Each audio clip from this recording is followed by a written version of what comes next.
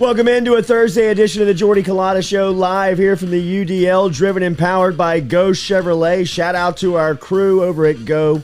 Couple of locations, of course, out in LaPlace, Louisiana, with brand new cars. Over here in Baton Rouge at Go Express Auto Sales on the corner of Florida Boulevard and Sherwood Forest. And then their newest addition up in the state of Tennessee, Go Chevrolet, is growing. Check them out online at geauxchevrolet.com. Looking forward to talking to Ben Mintz coming up here. We're going to talk to him a day early. Mintzy traveling this week. Okay. 2 shows at once. Okay. You narcissist just watching yourself on TV. We will talk to Ben Mintz from Barstool Sports coming up here in an hour. Mintzy will lay out the weekend, the college football weekend, NFL. Aaron Rodgers is tested positive for COVID. You thought you were getting that Patrick Mahomes, Aaron Rodgers matchup. Immunized. Nobody batted an eye. Rodgers was telling everybody he was vaxxed. NFL's got an issue on their hands here. One of their superstars. I'm here for all of it. No. Love all of it. Apparently, it wasn't. He was doing some holistic type of treatment early, and that he thought smoking weed. He thought that it was gonna be able to be labeled as being vaccinated, and then the NFL said no. But so when he was saying he was immunized, that's basically his way of saying this is what I was doing to try to get it, and they said no. Hey, I'm changing my religion. Yeah, what do you want from me? But you know what nobody's talking about is the Giants have 13 people with COVID right now. Well, you know what happened during the weekend. Halloween, baby. Everybody was swapping spit out there. So there you go. That's how you get it. Yes. I was dressed as John Wick. Wow. That's a great costume. Great what costume. he said he was gearing up for. Everybody was asking him about the hair and the look, and he said it was all about a Halloween costume. And A-Rod pulled it off. I'm more depressed that we don't get Patrick Mahomes and Aaron Rodgers more. I mean, just selfishly. I guess the big winner in this is Patrick Mahomes. Yes. He doesn't have to get put on the hot seat one more again. Because if you're going toe-to-toe with the Giants and not covering, then I'd imagine you'd have a good time or a tough time with the Packers. I would love to see Jordan Love go off. Me too. And just say, you know what? Hey, look, Wally Pippen. We got us a quarterback controversy when the MVP comes back. Let him go off so that Aaron Rodgers can finish the season. Hey, actually, he's really good. Our backup's really good, so now they can just trade him to the Saints. Rodgers, the original Wally Pipp. Wally Pipp's the original Wally Pipp. Right, then Rodgers might be next in line. If football Favre, edition. yes. Yeah, happens. It does. A lot of stuff to get to today. As we said, we're going to talk to Ben Mintz. Make sure you like, share, comment on our posts. We appreciate that very much. Anywhere you are, on Facebook, on YouTube. If you have not subscribed on YouTube, please hit that subscription button and hit the bell, the alert there. For every time that we do go live, you'd be notified. As we said, we're brought to you by Go Chevrolet. We're also daily brought to you by True Blue Water, TRUBluewater.com. Our coffee is provided by Majestic Coffee. DeliciousSips.com is where you can find them online. Mintz will be here at 8 a.m., and that's compliments of Metropolitan Health Group. Our phone lines every day are brought to you by Charlie Harvey and Jason Ramazan. Real doctors, real solutions, Metropolitan Health Group, and then, of course, the official spice of the Jordy Culotta Show, Papa Earl. Shout out to Papa Earl here. 30% less sodium than the competition. Pick it up anywhere you shop locally. High Neighbor, Calandro's, Rouse's. As you see, the newest edition of the LSU hoop gear, that is in honor of the NCAA down here in Baton Rouge over the last 2 days, poking and prodding our guy for more information, and they ain't going to get it because they got a great example. I hope everybody was watching that press conference up in Stillwater, Oklahoma yesterday as Oklahoma State head coach Mike Boynton holding back tears. You can see the emotion that goes into this thing. Anybody that thinks that people aren't invested or there's not real feelings and personal thoughts inside of these jobs, these big-time jobs, just check out the Oklahoma State basketball press conference yesterday where an emotional Boynton and a very direct athletic director in Chad Weiberg laid out every situation and every scenario on why you do not deal with the NCAA. The NCAA here wakes up today with more PR problems, and I don't think they care. I don't think they even know. But that display yesterday in Stillwater, Oklahoma should give everybody, I don't know if it's fear or pride on what is going to happen to LSU or what's about to come down on LSU or whatever's going to shake out on LSU. Because the fact of the matter is, on LSU, the NCAA, Pat 40 with his latest edition on SI.com with no new news, right? The newest piece of information is that the NCAA was parked down here for 48 hours talking to Wade, and in those 48 hours, they picked up the same information that they've been talking about for the last 2 years. They've also announced that they have developed a complex case unit, which is an investigative arm of the independent accountability resolution process that was created as an off-ramp from the NCAA's peer review systems. How much did that man get paid to write that sentence? This tree is growing, bro. I mean, like, you got branch after branch after branch, and you're going to get some more branches. It's like, dude, do you just think that you're going to keep coming back and just taking some, like, the time that it takes for you to keep coming back? You think that he's going to forget that, like, oh, this was my story the first time? Let me say something different on accident? Like, get the fuck out of here, it's man. Unbelievable. Sorry, man. gosh, sorry, it's kids. unbelievable. No, It's that's what's unbelievable. worth it. But the kids know that we stay booted up here between 7 and 9 a.m. on the Jordy Culotta Show, and they are coming at LSU basketball once again with a week left before the season tips off.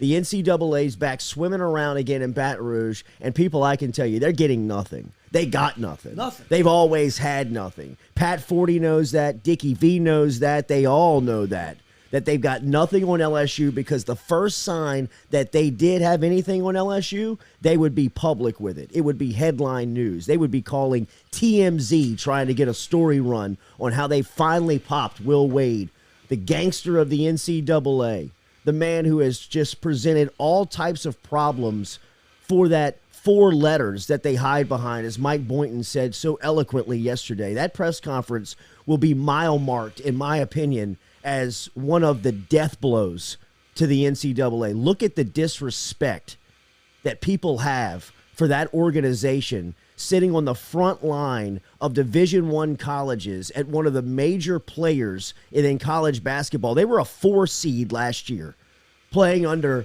an appeals notice from the NCAA. Cade Cunningham was the number 1 pick in the draft out of Oklahoma State last year. And this dates back before Boynton got the job that they're talking about. $300 that they self-reported to the NCAA. Because they thought they were doing the right thing. Not about a recruit, not about somebody on staff, on the team was given $300 that they self-reported and said, we want to work with you to make sure that we take care of everything and that we don't get lit up on this. And they got lit up. And they got lit up for $300, a secondary violation, after the NCAA crawls up the ass of the Oklahoma State basketball program, finds nothing, finds nothing that shows lack of institutional control, lack of being able to run the program. No recruiting violations. No recruiting violations. No violations between the head coach. Nothing. In fact, the head coach was ruled that he didn't know anything about it. It's 300. You know what's embarrassing, honestly? It's NIL, right? You can pay athletes, you can do this, and this happened right before NIL went through, right? This happened in 2020, correct? You talking about the Wade situation? No, the $300. Yeah, no. This happened in 2017 or 2017. But they ruled on it this year. Athletes can now get paid to be in college. How out of touch and embarrassing are you if you're the NCAA? Say, you know what? This happened in 2017. We can just backlog this and we can still punish them, even though it's legal to give athletes money now in college. It's so freaking embarrassing, man. It's so frustrating. What really is embarrassing to me is how low the NCAA has stooped to try to stay relevant. Yes. Because isn't this a case of $300? Like, they should be, if you're the NCAA and you see yourself as this massive institution that wants to regulate college football, college basketball, and college athletics, and this is how you have to get into the news, is to do a story on 2017, and you have a head coach nearly crying at the podium saying how... crying. Yes, he was wiping tears off his face. And then the big message that they get out, it makes the NCAA look bad again, because you have the court of public opinion is out after that. I love how Boynton called everybody out by name. Let's get exactly. He named everybody on those committees. He named everybody that was on those investigative units, and he said directly into the cameras, they slept well last night.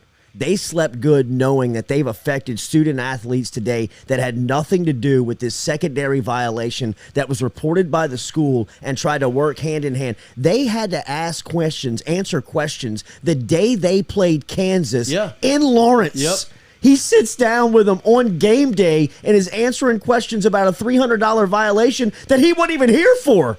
He wasn't even on the campus for. I mean, the penalty dates back from a 2017 FBI investigation in which they dive into basketball corruption. Oklahoma State was given level 1 violations because of an associate head coach that was formerly there in Lamont Evans. This has nothing to do with the current program and the way it's run. And the NCAA doesn't have the wherewithal or just the awareness to say, hey, all we've done over the last 5 years is take our credibility and whack it down to the point where we're at the studs. Like we're basically to just the foundation of the NCAA as far as credibility goes. We're a laughing stock. They're laughing at us from Congress all the way down to fan bases at the Division II level.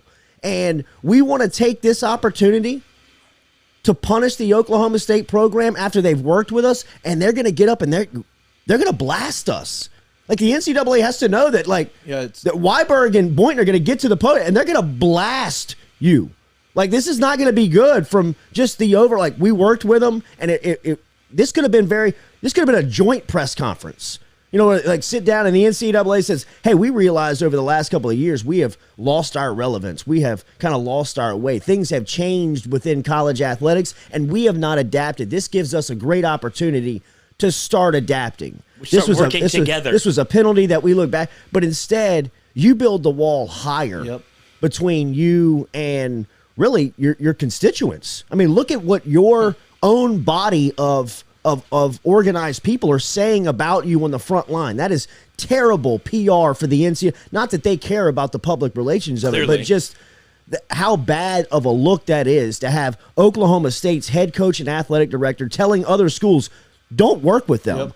Don't talk to them. They're the USSR. I mean, they're communism. That you can't work directly with them and get any type. This is a secondary violation over $300. Shouldn't be news. And now they can't play the postseason. They got a 1-year postseason ban, and they got a really good team. That's the part about it. Like last night, Boynton's telling you he's got to answer questions from kids that are like. He said the first question after he addressed the room was one of his players said, "Coach, what are we talking about? Like, what?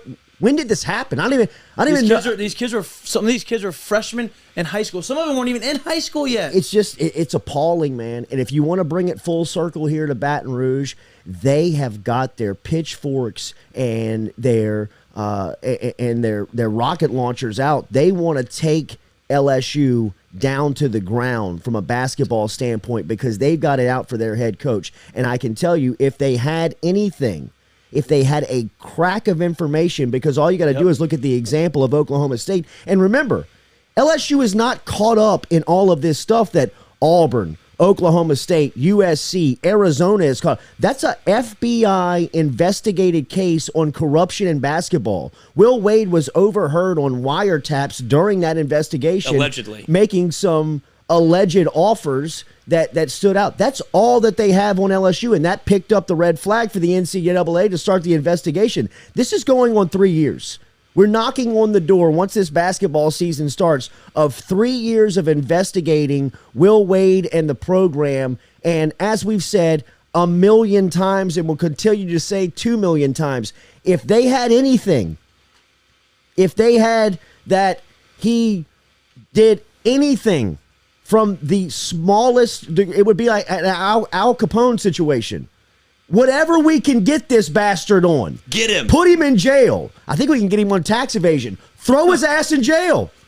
Get him. Whatever it is, get him. If they could find the smallest violation on Wade, his staff, the program, it would be headline news for the NCAA. They wouldn't keep creating departments like the representative of the complex case unit the investigative arm of the Independent Accountability Resolutionary. I mean, like, get what? Huh? You know where that comes from? If you watch any type of like FBI law, any type of show, right? Mindhunter. Any type of show, those branches that have these outrageous names are branches because this one or two people were in this bigger issue, and the people that are in charge realize, oh no, this issue is no longer, like, we can't figure this out, it's over. These one or two people can't let it go. So they said, all right, to get them out of our hair and to figure out, hey, you know what, stop bugging me. Here's the complex case unit. Right. We're going to put you in another room. We're going to make this whole department just for you so you can just focus on this so you can get the fuck away from me. Just stop talking to me. Move them down to the basement. Yeah, stop talking to me. And they come up with a document every month or so that goes directly into the trash because nobody gives a shit about this anymore. But if you are LSU, does this not make you a little bit nervous that they just won't give up? They're not going to give up. The only thing that makes me nervous is that you see if they find anything, they're going to get you. And LSU is the number one team on the board. Right. Like, they want LSU more than they want anybody right now. But what gives me, I guess that part, like, but they're always going to keep, like, that's not going to go away, right? In the near future. But the fact that LSU over these last 3 or 4 years hasn't said anything, the reason why Oklahoma State got in trouble is because they trusted the NCAA.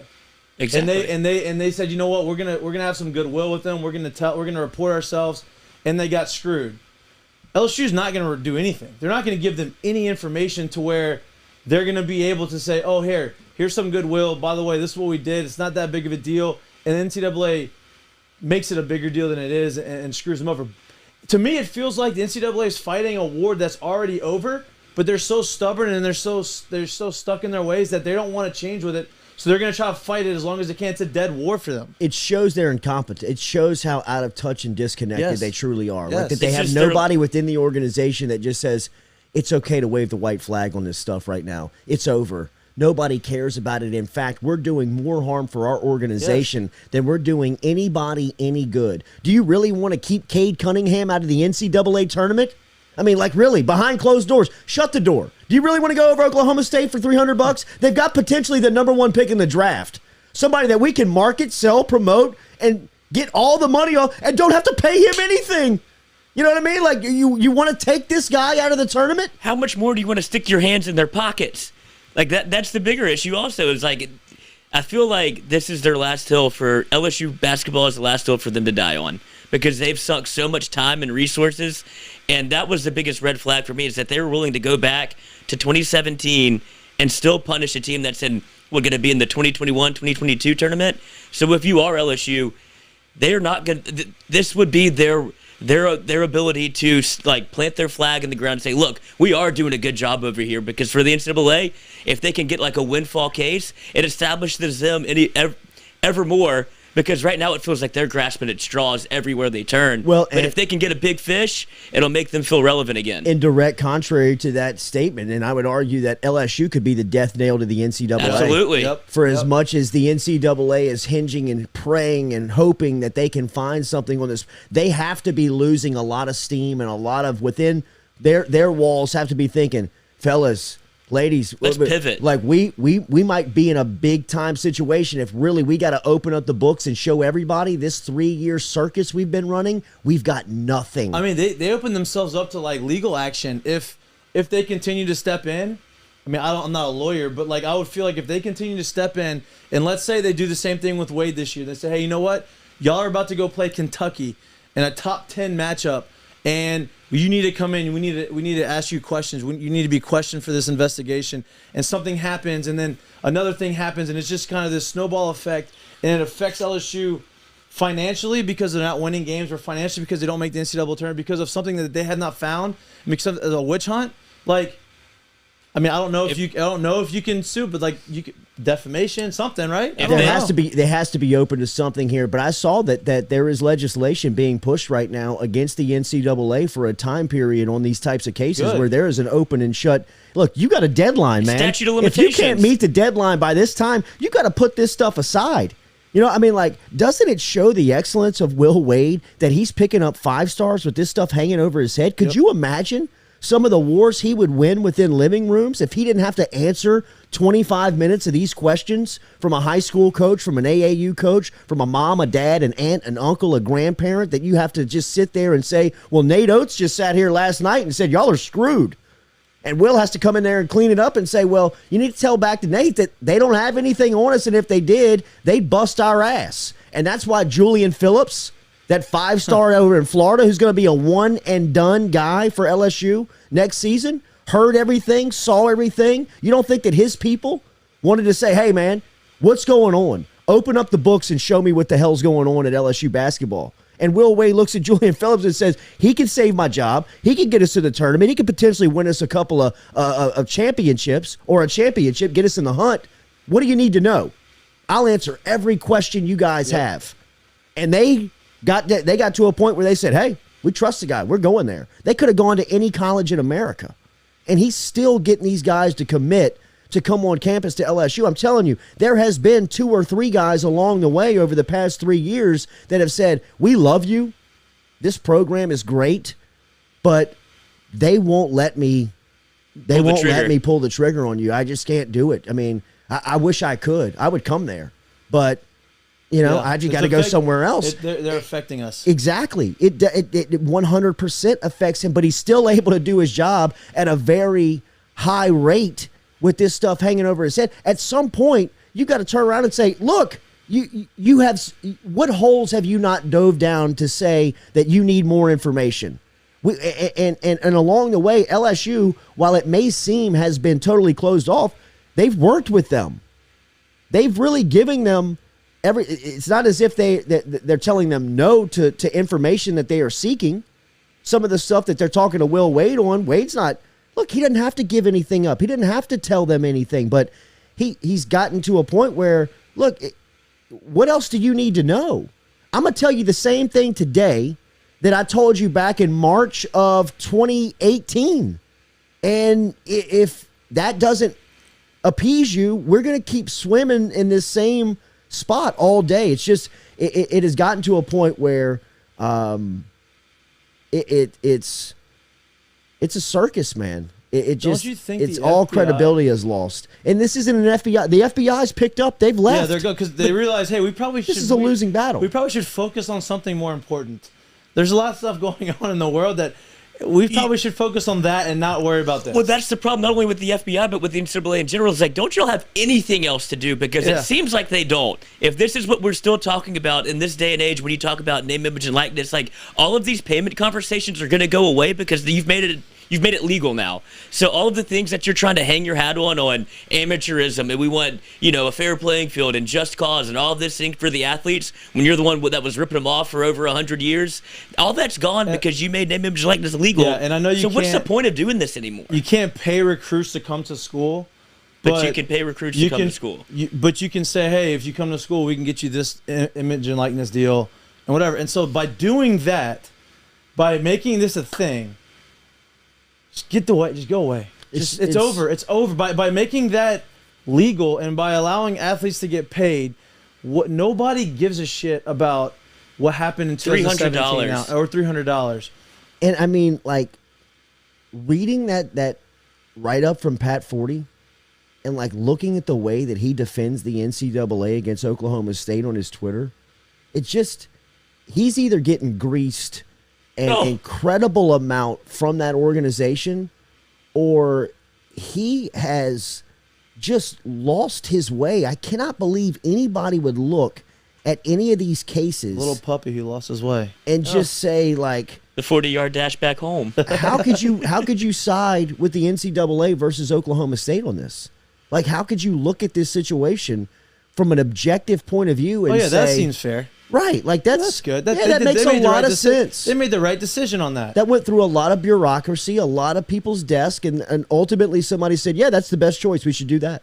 Like, how could you say that makes any sense in the way that college sports is run, operated, and looked at? It's just, I hope that Pat Forty is on the NCAA's payroll over the last couple of seasons for the credibility that he's lost. Does anybody read his work with any type of serious tone anymore? I mean, I have been accused of having a bias. I know what that looks like, what that sounds like. From a national point of view, is there any more biased writer than Pat Forty on certain situations? I mean, has he just gone fully out on an island and said, this is how I feel. This is what I want. This is what I expect to happen. And is it any more evident that this guy has got it? He's either Will Wade has done something to him or his feelings for Will Wade are just, it drives him to a point where he'll lose everything that he's worked for a long time in the business to build up. There's no way anybody objectively could read his work on Will Wade and not step away from it and be like, this guy's got it out. This guy's got it out for Wade, man. I mean, it's just, it looks like Wade keeps him up at night. It looks as if Wade just lives rent-free in this cat's head on a national scale, and every time he gets the chance to open up and tell you anything about Will Wade, he tries to, but yet he doesn't deliver any new information. It always goes back to quoting the Christian Dawkins conversation from the HBO documentary that ran nearly 3 years ago. No, it was 3 years ago, right? 20, March of, it's 2021. Was it 2018? It's about to be 2022. Yeah, so I mean, it's going on 3 years. I mean, it's maddening. It is unreal to see the stance in the island that people and talking heads and faces, people like Pat Forty and Dick Vitale, credible names within the industry that have just said, I'm going all in, and this is going to be the death of me. This is going to be the hill that I die on professionally. They've dug in, bro. They're in. You're too far in. Yeah, right. You're too far in. And you can see that it not only does it seem like they have some riders in their pockets, but when you see when it comes to the actual things that affect the game, like when you see the seeding in the March Madness and NCAA Tournament, like LSU was clearly affected by the bias around LSU and what the NCAA thinks of them, how they nearly don't want them in the tournament, so they short seed them. But to the point where they almost screwed themselves up putting LSU up against the 1 seed. LSU was good enough to beat a 1 seed. Yeah. So they're trying to actively move things against LSU, and it turns out that LSU just might be too good at this point. Will Wade might be too good. And it's not a coincidence that people like Roy Williams and Krzyzewski are tapping out of the sport. Yep, it's over. When they're saying, you know what, man, this is a game that I can't play. And this is a game that they were playing 30 years ago, where people like John Calipari, they were the Will Wades of the that edition of college basketball. That's why Calipari had to take down. He had to take down the banner at UMass. Final Four banners at UMass, Memphis, because people like Krzyzewski and Roy Williams, who were dug in as cheaters within the sport, said to themselves, alleged cheaters. How dare you? Yeah, right. Jordy, how dare you? How can you get here at 35 years old when we paid our dues and went through it? Bobby Knight and all those old heads showed Jim Boeheim showed us how to do it, and now it's our turn to really rake in on this model. And when John Calipari cranks up the one and done at Kentucky, who's the next to follow suit? Krzyzewski and Duke. You think that Zion went to Durham because of for the love of the brotherhood? You know what I mean? When you've got Kansas offering Zion's stepdad on a recorded line $250,000 to go to Lawrence, Kansas, you think he gives up that money and says, I want to go for free? What about that house he's living in Durham, North Carolina, where he's paying $800 in rent in South Carolina his senior year of high school? That's his house note. His rent note was $800 in South Carolina. It was $5,000 his rookie year, his freshman year at Durham. Where was the job? Who got the job? Right. Who got the raise? Nobody did? Oh, okay. So somebody's paying for him to go to school. Why don't they crawl up and find that story? Yeah. But we've asked Vitale about that. We've asked him about that on public radio. I mean, they're just gargling on marbles. They don't have anything to say. You know what I mean?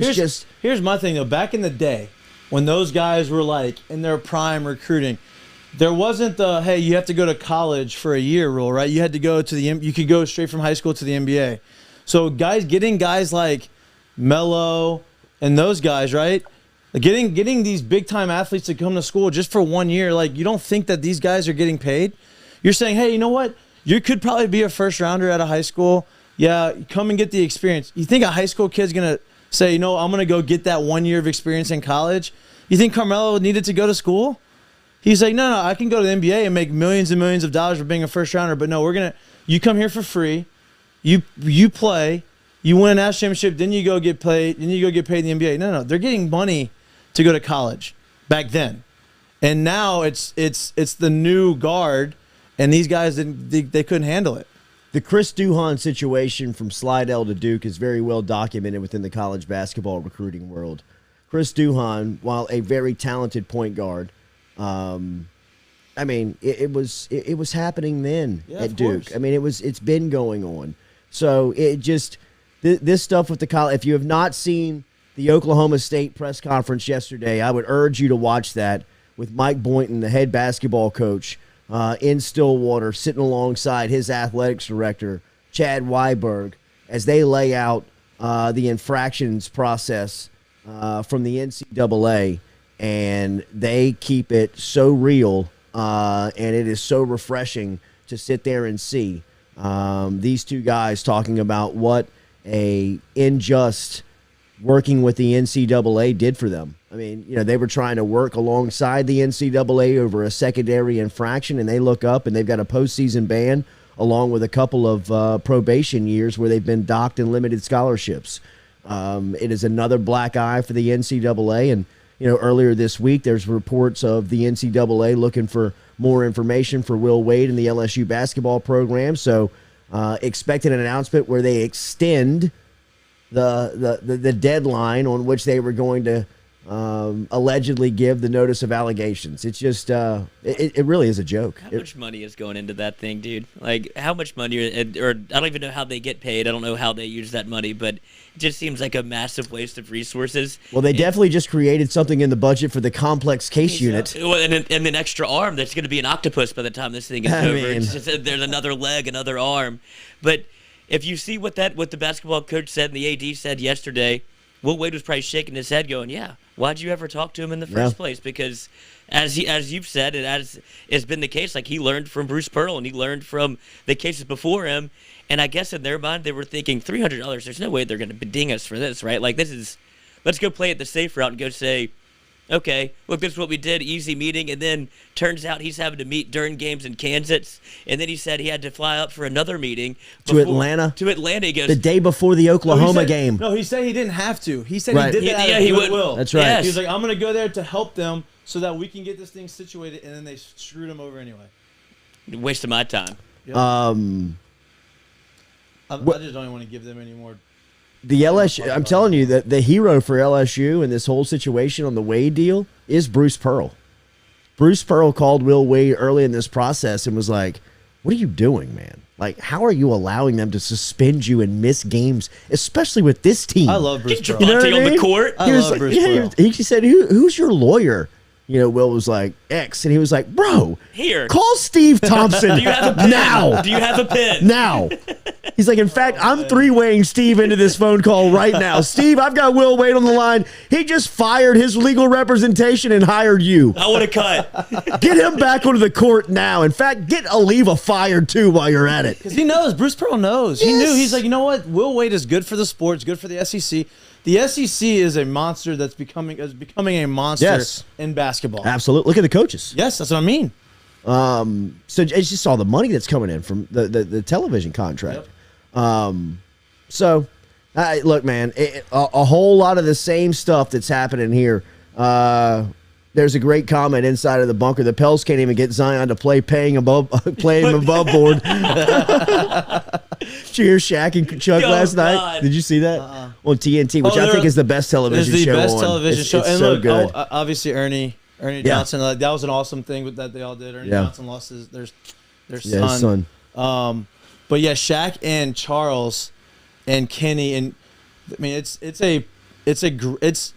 this type of atmosphere, but on national television. And they figured it out 15 years before everybody. They were doing it 20 years before everybody even figured it out. You have the most likable, like, I don't want to say controversial because they're not really controversial, but they'll say whatever they want, like loose cannons, but the most respected of the loose cannons out there, and it is awesome. It is a great show, and last night they played the clip of Zion. And before we get there, remember, we're brought to you by Cajun Ready Mix Concrete. Cajun Ready Mix provides ready mix concrete products and services to meet all of your concrete needs, whether it's residential, commercial, industrial, or municipal. Get in touch with Cajun Ready Mix Concrete. Got 9 certified plants to service the greater Baton Rouge area and all major outlying cities, which means your delivery will be on time and to the exact specification. Cajun Ready Mix Concrete is online at CajunRMC.com. High-quality products, grade A equipment, clear safety standards. That's what you get when you work with the pros from Cajun Ready Mix. CajunRMC.com. Shaq and Chuck last night on Inside the NBA with TNT on TNT. They showed the clip of Zion moving laterally in MSG before the Knicks game. And Charles said, Shaq, that looked like me and you had a baby. And the whole crew, bro, just rolled out. Shaq couldn't get enough of it, but they were talking about it. But Charles Barkley told a great story. And after everybody laughed about it, and he moved on, and he was like, "Looked like he's eating good New Orleans, man." I mean, the Shaq was the first one, man. That food will get you every time. It was great. I mean, it was just great, on that show to see that take. But then Charles Barkley talked about Moses Malone, who was like the first high school to pro guy and was like considered in a land of giants, kind of the giant. And Charles Barkley said that Moses Malone told him early in his career, "You're fat and lazy." He said, and Charles Barkley said when he told him that in the locker room, he started crying. He started to, he had to hide his tears, but he couldn't. Yeah, it was like a gut punch, bro. Yeah, it was a gut punch. Oh He's like, he kind of got embarrassed, you know what I mean? His eyes welled up. Yeah, absolutely. He was a legend. And he said, as hard as it was the changing moment of my career. It was the life-changing moment in my career where I woke up the next day and said, I got to get real. I got to watch what I eat. I got to take care of my body. And he said somebody needs to be the adult in New Orleans. He said because he knows Zion has a lot of power. I mean, these people know the background information of what's going on in these organizations. They played the game before. Well, they got relationships inside of the NBA that have somebody that worked there. Yeah, the problem is there's no Moses Malone in New Orleans. And you got to find someone like Shaq or someone. That's what Charles Barkley said. Whoever he needs his Moses Malone. He needs somebody. I kind of thought it would be Krzyzewski in the offseason. I hated to see that he went back to Durham.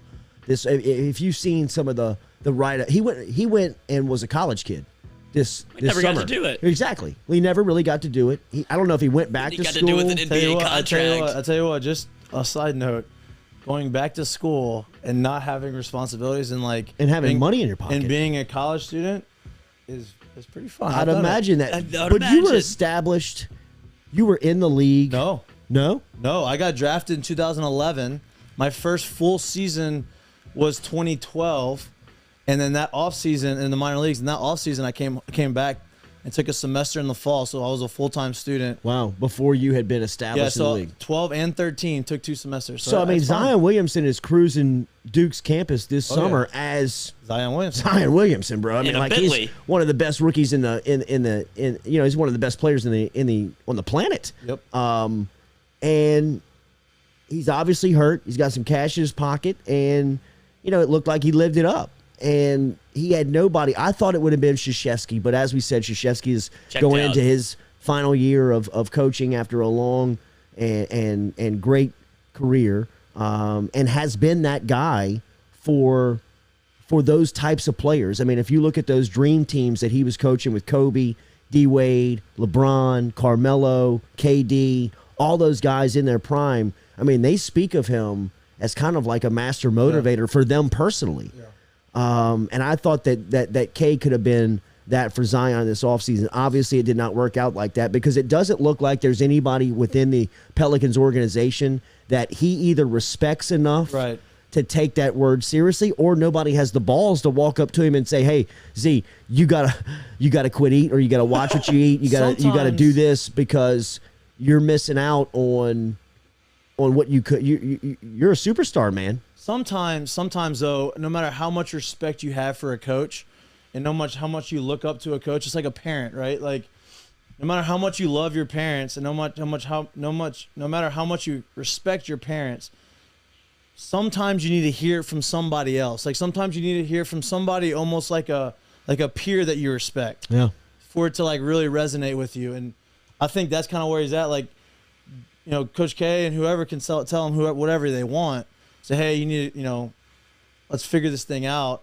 And he can say, yeah, but kind of blow it off. But if somebody that he respects in the NBA, You know, it could be Michael Jordan. yeah, someone like that. I mean, he's got the shoe deal with Jordan. I got to imagine that they have a relationship where they're probably on a level where Jordan could pick up the phone and say, Hey, bro. "What's going on, bro?" Yeah. Like, I mean, Jordan's never mentored anybody before. He barely mentored Kobe, and Kobe like spilled his guts to him, and he was like, "See you later, kid." Like, Jordan, that's not really his. Even in his old age, where you would think like maybe to get like a Tiger Woods kind of star turn, where I want to help grow the game. I know people look up to me the way that they do because I am the greatest of all time.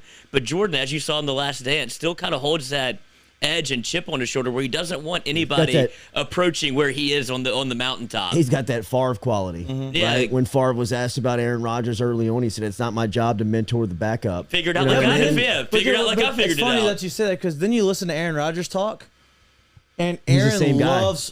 but he loves Brett Favre. Well, he said the same thing about Jordan Love. Yeah. When they drafted Jordan Love, I Yeah. mean, Aaron Rodgers was pretty much saying, "They were, hey, what are you going to be for Jordan Love? It's not my It's job. not my job. I got to He get goes, ready to that's play." and that's what Favre told me. He goes, Yeah. that's what Favre told me. I'm like, and then you listen to him talk because I listen to the McAfee show, and he's on the McAfee show every Tuesday, and you listen to him talk, and he always talks about, yeah, I learned this from Brett. I learned this from Brett. Wow. But a lot of it he learned from Brett was by watching, not by Brett talking to him and telling him. And he's talking about some of the footwork and some of like the tricks of the trade. Just watching, Just osmosis. watching him. Yep. Zion doesn't have that guy. No. He doesn't have that person. He doesn't even have that front office executive that could step in, like a Moses Malone, who's now in a suit, right? That can say, "Hey, kid, look, man, I've been here. You need to sit down. You need to listen to me. I'm going to give you some wisdom that you can't find anywhere else. You need to get your ass in shape. You need to start taking this serious. And if you do, you could potentially be the face of the NBA in 3 years." Also, how much are you going to get after at Durham? Like Durham, I don't know if anybody's ever been to Durham. Durham's a great city. Like, it's fun, but it's small. Duke's a very small. Yeah, it's a small private school, right? Yeah, and like I know you have Raleigh a little bit down the road, and you have, Chapel Hill. Hard But to like, get after it though. where are you getting after it? Like, where are you going? Fraternity parties, house parties. But where? Yeah, I think Yeah, that- no, but but they don't even I think have that's that I think many. that's what he was doing. I think that yeah, you're like, popping into every he was fraternity like house. Greek They're like, life. shit, Zion's Yeah. here. Like, we're throwing a party now. roll Like, another one. yeah, Zion just walked in. Yeah, I mean, Yeah. just, But doesn't it speak to the culture of the front office of New Orleans that they Yes. can't even find a guy to even Yeah. mentor this guy a little bit? Absolutely. Because he could go to New York and you would have Charles Oakley that sits front row and be like, if you ain't going to toughen up, I'll toughen your ass up Yeah, right no now. doubt Like, about oh, it. Instead of- hold No my doubt about watch. it. Instead doubt of about it. mentoring, and they try to teach him how to run. yeah, play the piano for That him. was the difference. Stuff like that. I mean, Yeah. just LSU the Pelicans will look Don't back. confuse the two. The Pelicans will look back Well, no. on Basketball. on Yeah, Zion, basketball. and they'll have nobody to blame but themselves. I mean, just as this Ed Ogeron situation in LSU. People, it's Thursday of Bama week. You know what I mean? Like, We haven't even mentioned LSU. we're 49 minutes into the show. We're 50 minutes into the show. How's the chat doing? Are they holding it together? Nobody said anything about it. Love it. Nobody's. Because there's only one thing to mention. It's always bad news. Cordell Flott's now out, and now What? Michael Basketball's out. Oh boy, we are screwed. I mean, I think, are they starting Little J at safety? What's the? I mean, what's who the is spread going to now? be? What's the Heads spread up now? tackling there, brother. What's the spread now? It's still at what, No way. 28? No way. No, it's got to have gone up. It's at, I saw it yesterday. I may have looked a little too hard. Let me It was see. at 28.5 the last I checked Barstool- yesterday. I'm going to gonna get Barstool to 30. Sportsbook. It'll get up to 30. I'm putting money on the 30. I would think that it would kick at like 35. I mean, they Well, have. if it's that high, I don't know if I'm putting. I think I'm gonna try to take LSU at 35. What was it, 55-17 last year, and the spread was 27. What is too much? What is? I think 35. What would be is too to much take in this Bama. game? Is it 35 I as would the think number? 35 would take too much. I think 5 touchdowns? 28 is probably the number that I would like to stick to, just because of when you saw what happened last year when Alabama poured it on in the first half, and then I think they scored 10 points in the second half. Like, they had no interest and really running that I mean, thing you have up. to think about like, hey, it's fun to run up against LSU, but like, hey, like At some point, you're committed. You're either gonna kick the dog while they're down, or you're gonna say, hey, you know what? We have bigger aspirations this year. Let's just get my guys out too. Yeah, let's keep them healthy. But the problem is, their second stringers and third stringers are better than our walk-ons. Barstool Sportsbook has the latest line. LSU is 28.5-point dogs. By that half point. I would still. When was the last time LSU was ever 28.5 points to anybody? Well, last year to Alabama. Yeah. It creeped up to 28. Okay. Before that? Yeah, minus that. I would say like 1993 Against Alabama. Florida, maybe? Pigs fly? The day that pigs fly. Maybe against Florida? I don't know. Like like whenever they're throwing the ball around. Spurrier. Yeah, Spurrier. Spurrier days, possibly. But I mean, 28.5 points. That would be like a. That's us playing UL Monroe. What's our? I guarantee our spread against UL Monroe may not even be that high. No, it won't be. You know what I mean? So like 2 years removed from going into Alabama and beating them. The first thing I thought of this morning when I woke up as I started the preparation for this show was Thursday morning 2 years ago going into this game. How hype that show, that part of the week, people just kind of shutting it down, telling you like I can't even function at my like wherever, in my meeting, at my school, in class, at my job, I mean, just get this game here.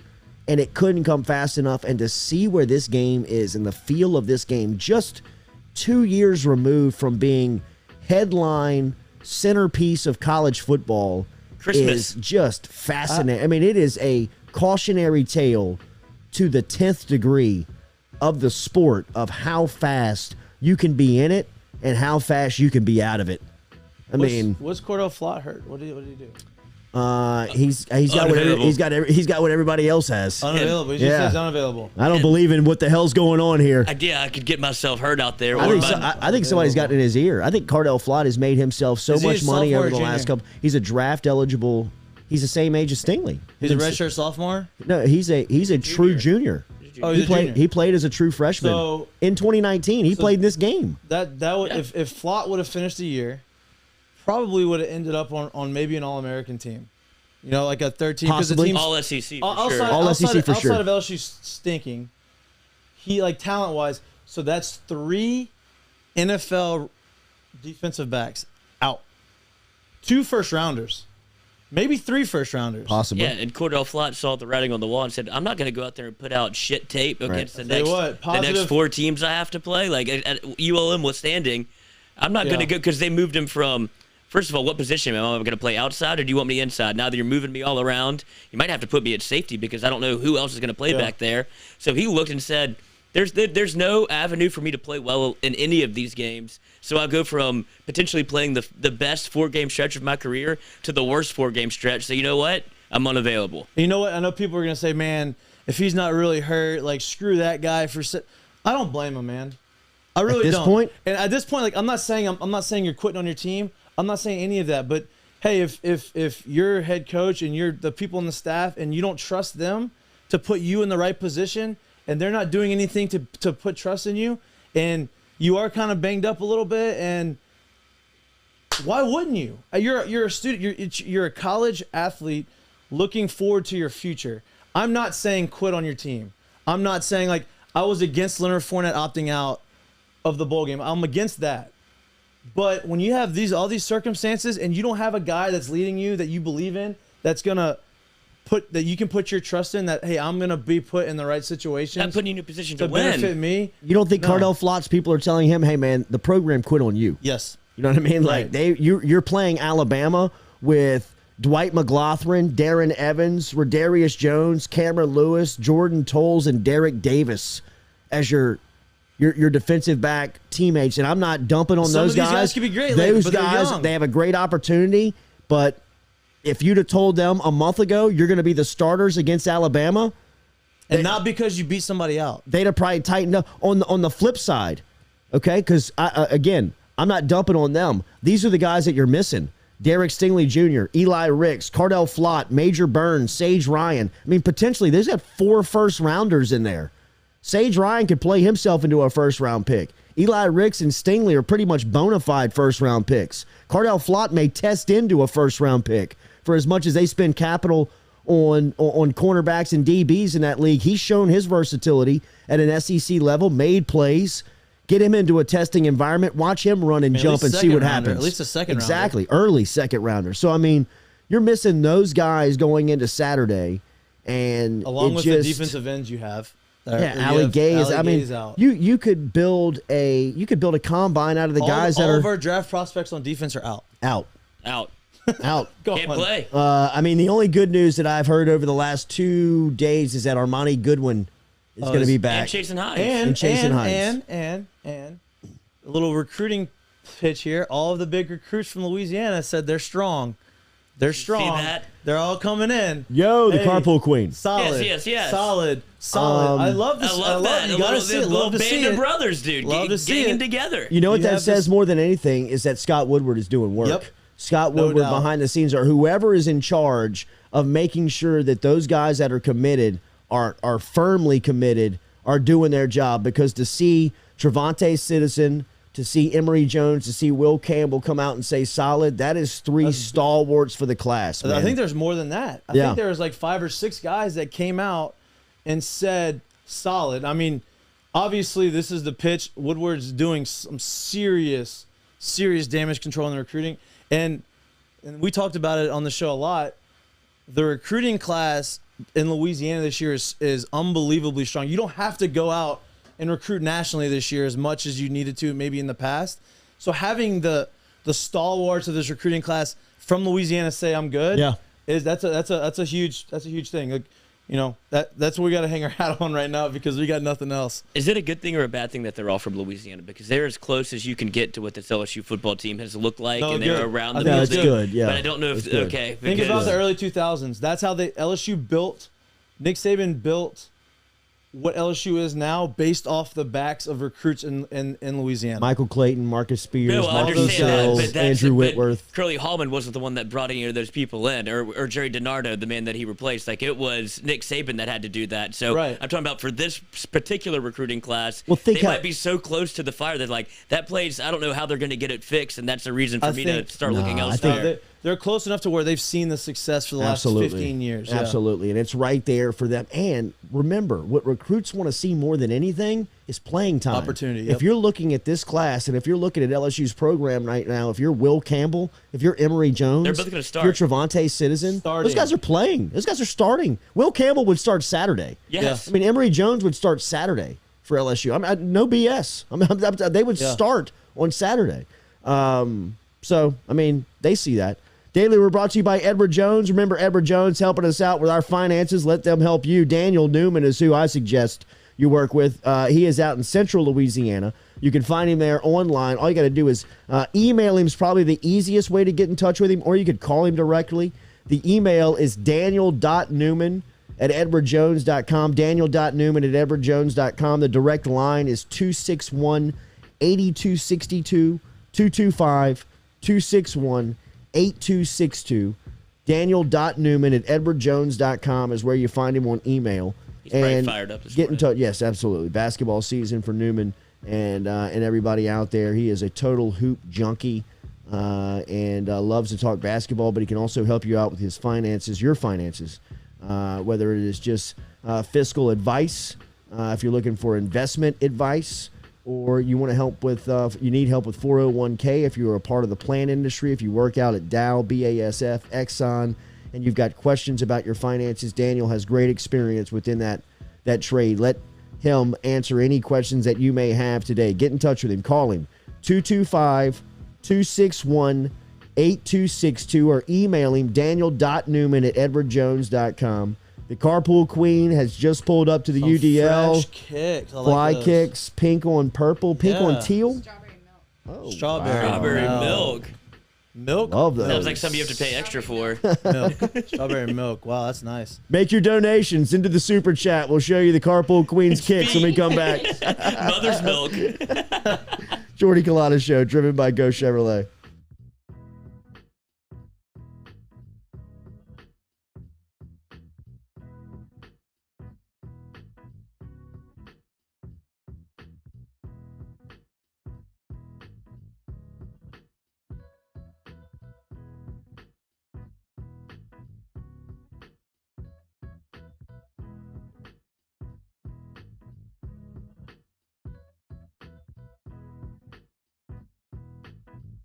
Papa Earl's, the fine spice, originating right down here in South Louisiana by our guy Mark Pop Norman.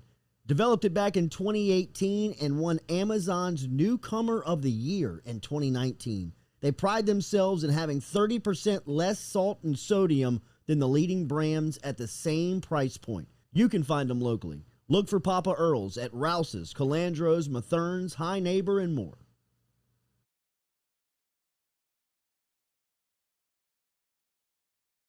Go Chevrolet is proud to announce Go Express Auto Sales, the new used car lot located in the capital city of Baton Rouge, Louisiana at 11522 Florida Boulevard. Go Express Auto Sales is online at goexpressautosales.com, or you can search them on Facebook and social media at Go Express Auto Sales, the newest addition to the family of Go Chevrolet. Remember, Go Chevrolet is located down in Laplace, Louisiana, but now welcoming aboard Go Express, the new used car lot located in Baton Rouge, Louisiana at 11522 Florida Boulevard.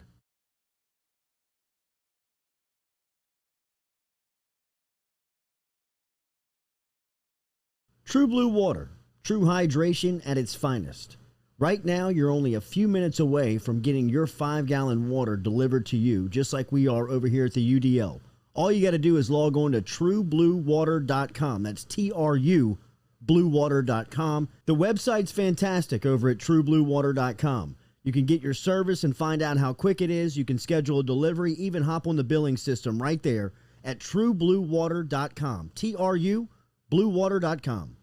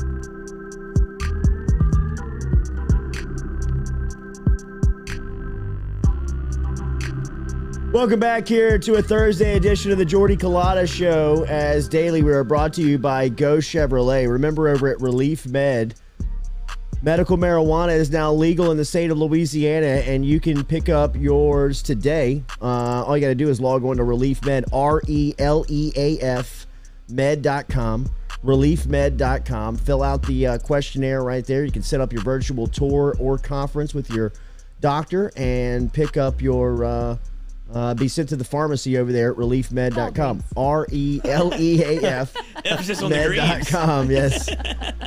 Relief. You got flour available in what, 2 months? January 1st. 2 months, baby. January 1st. Look at Louisiana becoming all progressive in things. Gambling on sports. That's right. We're working on it. We were mentioning gambling on sports, and the Carpool Queen is here. Welcome to the set. It's good to see you, thanks, Katie. y'all. Fresh kicks. Fresh cake. Strawberry milk. With, Strawberry Nike milk. and social status. I love the check. It helps on How do you, school lunch do you get programs. emails? I do. Yeah. I buy from the Goat and Fight Club. Those are my two places. Have you ever been actually in person to No. It's awesome. I bet it is. It is awesome. Of course. Wait, you where? have. A Fight Fight Club. Oh, in New York. You know who I went with? BG. Of course. Oh God, really? Oh, Yep. y'all It are is. I bet that was BG amazing. went in It there is with awesome. a gangster wad. Oh yeah, wrapped in, I mean, like, wrapped in rubber band. I mean, we should have been in wife beaters and gold chains. I felt like looking at these Lock the Jordans, door bro. I behind me. mean, like, hey, Goomba, yeah. I mean, it was just like one of the boys at Culotta. I got to show you a place on 34th Street, Flight Club, bro. You ain't never seen nothing like it. I'm like, I'm in, Sounds bro. just like it. I'm in. I'm in. Look, they locked the door. Don't look at any of these shoots. They got the cases in the It's back. awesome. But Katie wins the kicks of the day as usual. Always. Good to see the Carpool Queen here. Addiction. Mintz has just called back in, so he is awake. We will give him a little bit to wake up. He had a rough weekend, so yes. he needed a little did. bit of a recovery period. Okay, we're gonna debut the Ask Mikie segment. I forget whose idea this was. This was somebody inside of the bunker. I'm sure whoever's it was it was Jeff, will tell me. maybe? Jeff, here comes the Ask Mikie segment. We're doing it right now. Or after No, Mensa? we're gonna build it up. We're gonna build it up. We're gonna let him get their questions He's like, up. hold on. Easy, bro. Easy, I gotta get man. ready. Put your shirt back on for God's sakes. Dude, that shirt does look so comfortable. I don't know what brand shirt? is. Yes. It's does the look Good very Life, soft. I think. Okay. That could tell. I could feel the Okay, softness. Yeah, yes. the Good Life is nice. That's your I'm not that's your familiar. What do you mean? that's Jeff? your only That's the unpaid brand. Yeah, that's that's your the brand. only unpaid mention here on the Jordy Culotta Show. Good Life. Oh So we yeah. can't- we can't Next keep talking time, about next it. time we'll charge you for that. Yep. Because we could use a wardrobe provided by. Ooh. Hey, well, I Yeah, mean, there's we some can have options out Harper's, there. but no one can afford Yeah, it. but Yeah, not our daily Are we vibe. coming Yeah. at 7 a.m. You know what I dressed in mean? suits? I do wear his Coming in I do dressed wear in his suits? belt every day. I do need a new belt. There I you do. go. Yeah, the great belt I selection would down at Harper's. love a wardrobe provider. Oh, We got Yes. socks, and we got. We got got socks. In socks. fact, Maybe we I got my dead socksy socks on. Maybe we get just Flight. the black basics are comfortable as That Maybe we They get are. Flight They Club look to sponsor soft. us. Yeah, exactly. There we go. Now we're talking. If you're gonna swing for the fences, Yeah, dude. why 100%. not? Why not? 100%. We can get them on. We can just wear them and send them back. Call BG. Man, if we could get Team Jordan, get on that flight club. Oof. All right, so Ask Mikie coming I know up here. you're struggling with just use Zion. the hashtag Ask Mikie, and we will ask Mikie coming up here in a Segment couple of explains minutes. itself. That's right. So as we said, we will do that here in a couple of minutes, and we'll talk to Mintz, as we just told Mintz. We'll call him here. People are looking for Walker Howard on the solid. I knew it. I knew that was coming. Yeah, and he is retweeting a couple of Notre Dame Yeah. pages after his visit. You got to Yeah. imagine that they probably rolled the red carpet Yeah, out of course, to him. Of course. Probably had the full Catholic experience up there in Oh, South yeah. Bend. And I think got you'll- look. I think you'll get the solid here come soon. I agree. You know him. You are a Lafayette Now, I guy. have not talked to him I mean, or either. Jamie or any Me of either. them, Me but either. I just have my gut is if those other guys, Will Campbell and these guys, like they've agree. all been together the whole way. I think you're gonna see the solid here come here soon. I agree. I think that, and look, for me, Walker Howard is 1 and 1A on the recruiting board at LSU is Walker Howard and Quincy Wiggins. Scramble them however you want them. They're both in the top spot. He's as important. He has as important to this group as anybody in the class. The future of this really would be built around him. Yeah, well, You know what I mean? And you have the future up front. So the future up front has already come out and said that they're coming. So if you build up the line in front of them, and then you have the superstar under center, you're set. You can just plug and go on the outside at that point. And that's why I think that he's gonna come in here and say soon. I mean, I say soon. I mean, week, 2 weeks. I think he's holding off right now as a little bit out of respect for Notre Dame. They just want him to visit. He's doing this deal, and I think you're gonna get I'm ready to go. Yeah, I hope so because, and I think so too. I'm Yeah. with you. I think that Walker Howard is I would all be LSU. shocked. I would be Oh, it would shocked. be as big of a flip as has ever gone down in recruiting. Who would you say is the biggest? Would you think the biggest flip in recruiting would be Trying to think. Paraloo coming to LSU from Texas on signing day? Paraloo to Texas was enormous. Like he was going to Texas and then signed on signing day to LSU. That was a huge. He was the number flip. one recruit in the country at the time. number one quarterback and recruit. Yeah. you know East what I mean. St. John? East St. John. Wait, when was it? What year was this? 06? Oh, okay. He was a pretty good. I think did he play Oh, basketball? no. I take that back. That was 05. That was Les Miles' That was first his recruiting recruiting class. And when he left his opening press conference, he went to reserve. It was kind of like the Jerry DiNardo went to Karen Crow and went to see Kevin Driving Falk. the car next to him. Yeah, right, While he's walking WFB. to the bus stop. Which by the way, if anybody wants this, I mean, I know it's back in the early, like the 90s, late 90s, but if you want to go look at something stupid, just go look at Kevin Falk's high school stats. Go look at his numbers his freshman year. He led the state in interceptions as a free safety. I saw his last game as a high schooler. unbelievable, He was amazing. It was I mean, it unbelievable. was like playing like as an 8th grader against like 4th graders. Yeah. You know what I mean? It was It like was- that just like you're just bigger and stronger and faster than everybody, and people are like hanging on you, chasing you, can't touch you. Shocked when you get tackled. Throw the ball into like 3 people. He comes down with it type stuff. I mean, like 4th and 24, he'll scramble for 50. Yep. You know what I mean? Like it's just like there was nothing. He was like Tecmo Bowl with Bo Jackson. Yep. You know what I mean? Like it was just unstoppable. Just pitch it to him and we score a touchdown. Got to have that kid. People are railing on me on the Wiggins over Campbell. Offensive line is more important. Offensive line as a group is more important, and Will Campbell is right there at the top of the. Quincy Wiggins potentially could be the #1 pick in the draft. It could be like Jadeveon Clowney in college. 100%. You know what I mean? And as important as the quarterback position is, there's an emphasis to get a pass rusher on the quarterback as well. Right. I mean, if you look at the 2 highest paid positions on an NFL field, Well, it's quarterback and defensive end. And then offensive tackle. And then offensive tackle. That's exactly right. So I could see from why that people standpoint, are and really I do get it. And I had just because of how the Okay, season Will, played out. Will, 1B and 1C. How Will about that? Campbell's We 2. need 'em all. Yeah, you need them all. And Emory Jones would be 3. Yeah. Yes. Because Right. I mean he's a starting offensive lineman, and I think they need more offensive linemen besides Bo Bordelon, besides Will Campbell, Emory Jones. You They have need. Dellinger's a freshman. He's already in school. He's here, but I would sign 5 a year.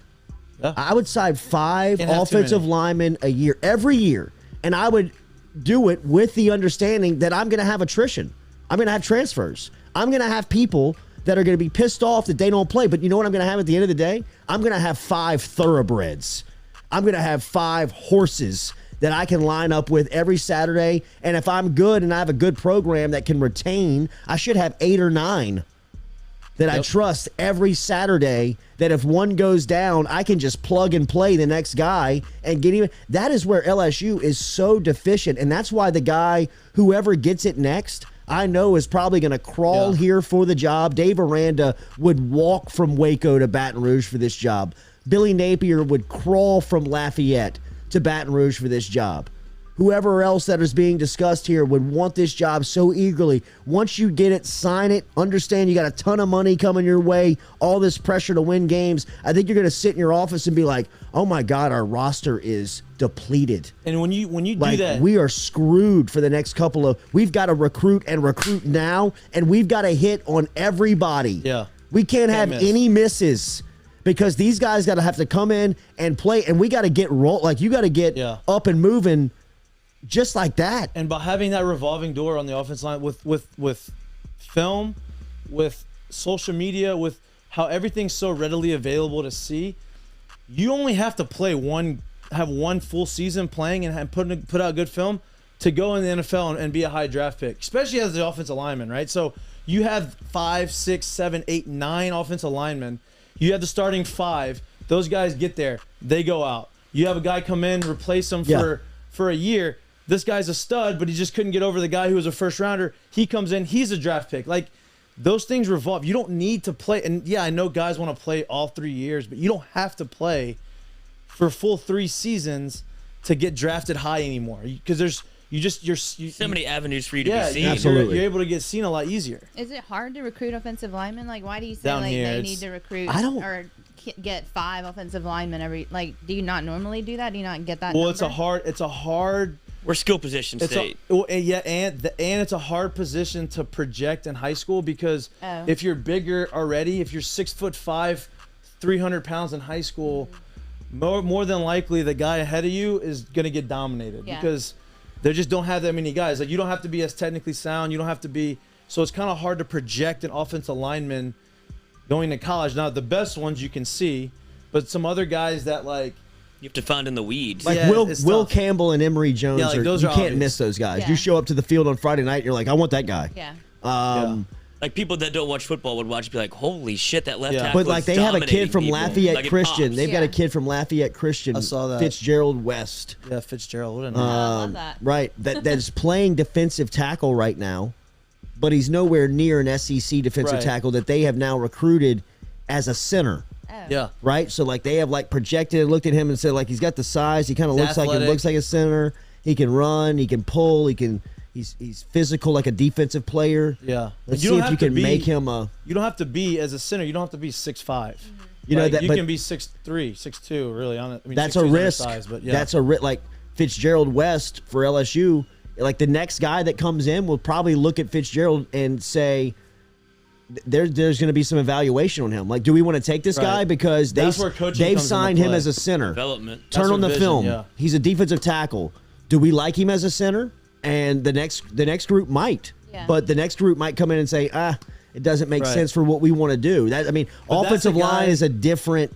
It's a different eyeball. It's a different. That's why I say sign as many as possible. Yeah. Get them in here. Let them compete. And you're going to have built-in attrition. They're going to leave. Yeah. Look at and Cardell now with the Thomas. Transfer portal, they're going to go to a place where they can play. Right, like Cardell. Like this guy was a 5-star recruit. He hasn't stepped on the field.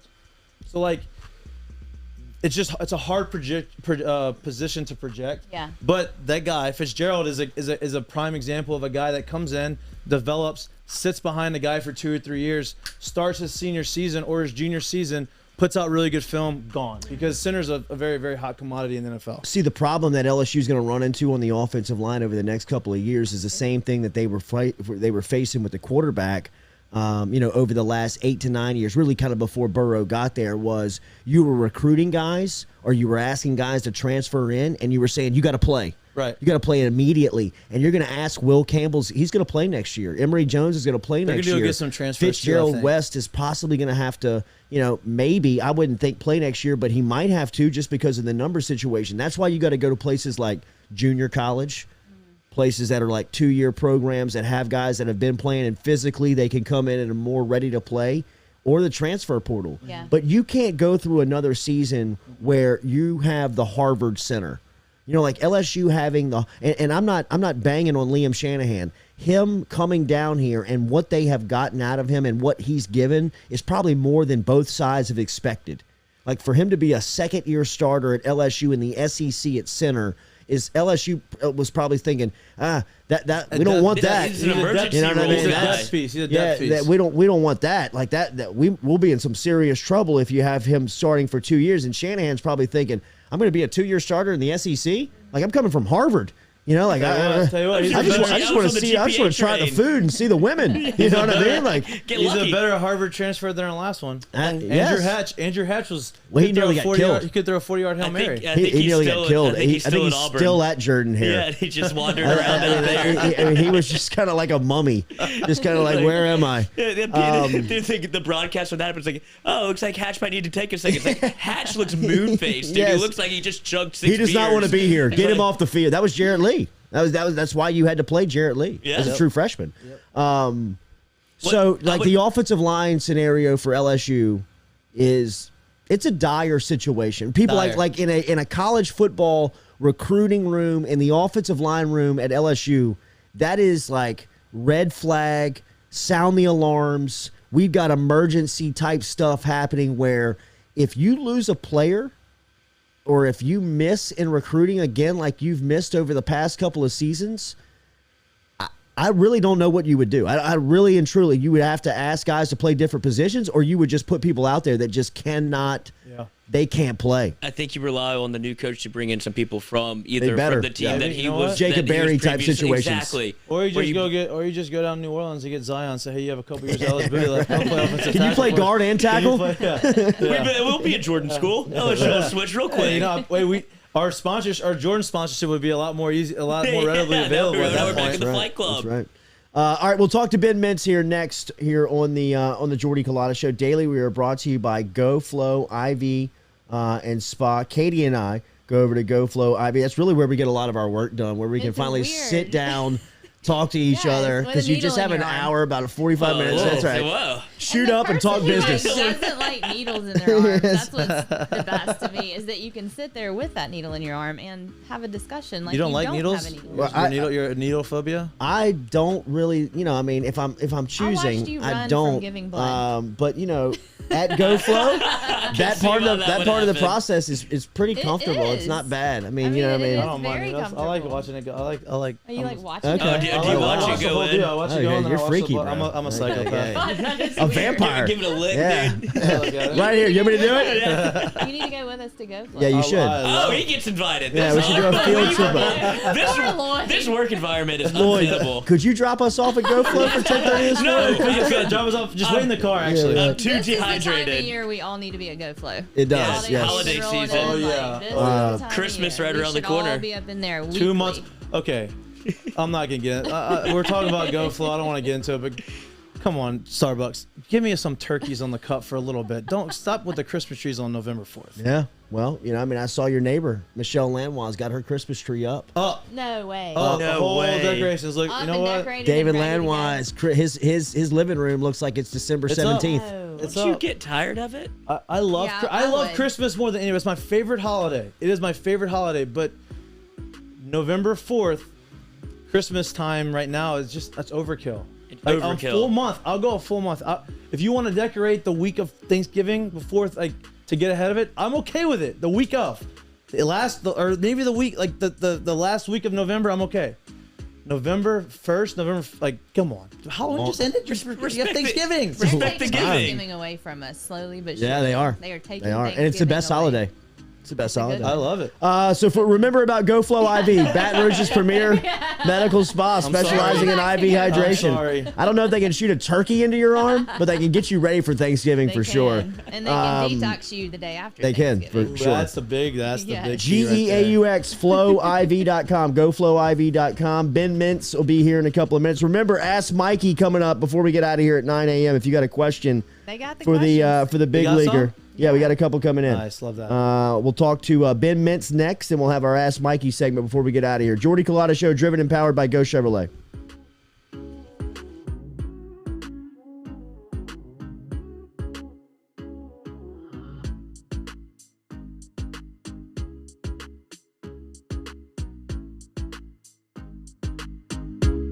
Hebert's Specialty Meats, home to the finest boudin in South Louisiana.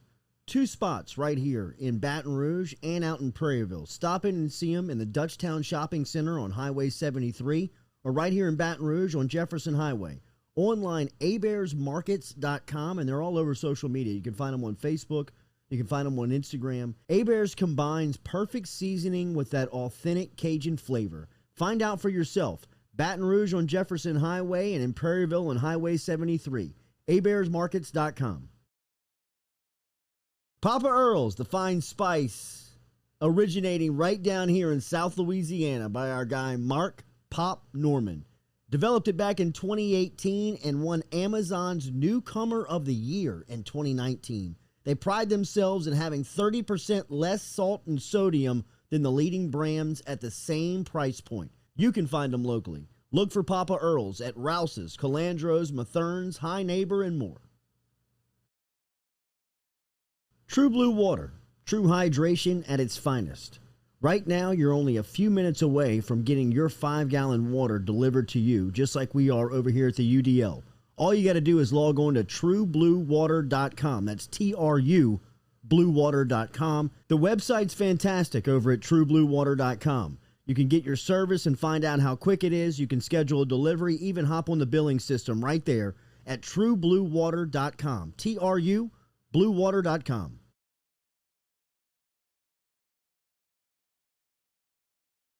Go Chevrolet is proud to announce Go Express Auto Sales, the new used car lot located in the capital city of Baton Rouge, Louisiana, at 11522 Florida Boulevard. Go Express Auto Sales is online at goexpressautosales.com, or you can search them on Facebook and social media at Go Express Auto Sales, the newest addition to the family of Go Chevrolet. Remember, Go Chevrolet is located down in Laplace, Louisiana, but now welcoming aboard Go Express, the new used car lot located in Baton Rouge, Louisiana at 11522 Florida Boulevard.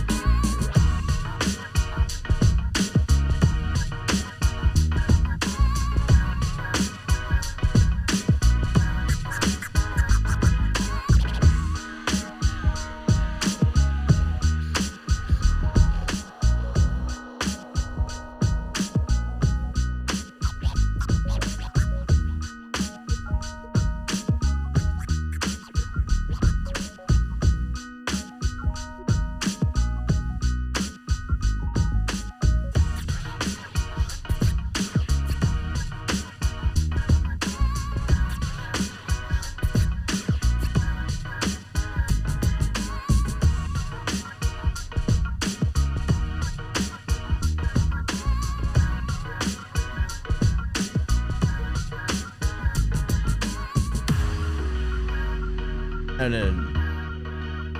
Welcome back not everything, here, Miss Thing. Jordy Culotta Show, driven and powered by Go Chevrolet. Remember, if you're thinking about a lunch spot today, City Cafe, citycafebr.net. O'Neill and George O'Neill, stop in and see them. Great lunch specials. Brunch cranks up over there at 10 a.m. on Sundays. We gotta go to brunch over there. It's great brunch. Where's this? City Cafe. I've heard it's Bottomless awesome. I've never. Ooh, Yes. Okay, Get you singing on the table. little champagne with a Next splash thing you know, of I was juice. karaokeing. On a Sunday. A Sunday. I love that. When you do brunch, do you go breakfast foods or do you steer more no, towards lunch? breakfast. You All seem day like a breakfast. massive breakfast Same. guy. I am get all nervous about breakfast, lunch or baby. brunch. All breakfast. I'll eat breakfast at all times of the day. Me too. Yeah. I'm with you. I love I breakfast. don't like a lunch menu and a brunch menu. No. Like You can a add. You can burger like. on there. You can like Yes, put. I'm with But you. you could like put the burger on there. Keep your French fries. But like no. Give me give me pancakes. Hash Give me browns. hash Yeah. browns. 100%. Give me breakfast. Give me chicken biscuits. Give me Now, all the on the deals. brunch, I don't mind a little steak and egg. Well, I Yeah, was- but Which, by the that's a way, breakfast brunch. City Cafe has a great steak and egg There you on their go. brunch. That's what I get every time I go in there. sandwich. Not the sandwich, but they do have the bread, and it's You can make toast. it roll your own. You know what I breakfast mean? sandwich guy too. I am. I am a Are very you big that- yeah, you are a breakfast Because sandwich. y'all are just doing, y'all aren't necessarily eating brunch right now. You're just eating breakfast because like Yes. brunch has like a certain menu. Just that, under the you know- brunch umbrella. It's under Right. the time of brunch. Right. You just want a late breakfast. You just allow me to post on Instagram that I went to Yeah, a brunch today. Exactly. Yeah, That's all it I'm is. dating someone. That's all it is. Instagrammable. Bottomless You're mimosa. cheersing your women. Yeah. Get that boomerang going. Your hands leading you to all right, brunch. Mintz is on the move today. He is. It's a travel day for Mintz. He sounded a little flustered when we talked to him here a couple of minutes ago. He was packing. Big he was weekend, trying to big pick. past weekend. He's got live music. He's got college football. He's got NFL. So we gave Mincy the day off, and we're gonna reconvene tomorrow at about 8:30 with Mintz as we'll get him in here. We have a lot of people that I've promised that 8:30 slot to. God. I also talked to Ron Hunter, who is the head basketball coach at Tulane, who's going to be here 8:30 as tomorrow. well? 8:30, and then Nathan Velasquez is regularly 8:30. here at 8:30 So on how are we Friday. gonna do this? We're going to shuffle some things around. Okay. We're going to handle it. We're going to handle it. I guarantee you everybody It'll gets work their out. time. It'll work Everybody out. will get their time. Nathan, you're at 9 a.m. tomorrow. You can call it after. That's right. He's not watching our sports All right, show ask now. Mikey. How we looking over Okay, there, Mikey. Carpool Queen? Mark Cumby wants to know what one player, if you could go back in time and play with, would you pick? Ooh, That's this a is a good good one. one. Great question. That's That's a good one. leadoff, Mark. If I could go back and play with one player, Is this any sport or just Yeah, yeah, baseball? yeah. She's not going to imagine know. She's baseball. not going to know. So let's make up the I'm rules as we assuming- go. I'm assuming baseball. Let's go both. to be baseball. Let's go both because you play with some pretty good football players at St. Thomas More that people don't know about. There's one athlete growing up that people don't know about, and then we'll get the baseball guy Oof, one athlete that I've played with or that I would like to go and play with. like that. You would like to go play with. Okay, anytime, any era. Yeah. Man, I think that I would like to play with. Ooh, that's a hard one. Let me go baseball first. Yep, go. Let me go Absolutely. baseball first. I think I would like to play with Mickey Mantle. Mickey Mantle seems like he was. I mean, Absolutely, obviously dude. his partying and like the way he went was well documented. There's probably other guys that were more buttoned up that I probably should say, Yeah. but Hell Mickey, no. having Yeah. a guy like that in the clubhouse seems like it'd be really, really fun. Do you have 6 degrees of Mickey Mantle? Have you ever been coached by anybody that No, that have No. those old stories? no, but I mean, some stories like trickle down. Sure, you know, right. The but bleachers. you don't know how Yeah. accurate they are. Oh, they're all Because, true for Mickey. What happens under the bleachers stays Yeah. under the bleachers. Yeah, Man was smoking cigarettes in the dugout. He's a legend. Blasting home runs. Hammered. Switch hitter. I mean, he was a freak. Oh, in which way? I mean, probably in many different Yes, ways. Actually, absolutely. I think that translates differently today. as far as like Mick, you dog. athletes, like back in like just overall athletes, play with man. That's a hard question to answer. Who was There's the so many. Mickey, it's called Ask Mikey. You got to answer the question. I know that. I know. I'm trying to think of like a guy that I would like really Bo would like to Jackson play for with. me? Yeah. Honestly, Deion Sanders. Oof. I think I would like to play with Deion because, I mean, I watched the 30 for 30 on him, and I love the fact that he's like, he talks about when he played football. He's like, when I played football, I was prime. I wasn't Dion. I was prime time on the field. When I played baseball, I was Dion. Prime time doesn't play baseball.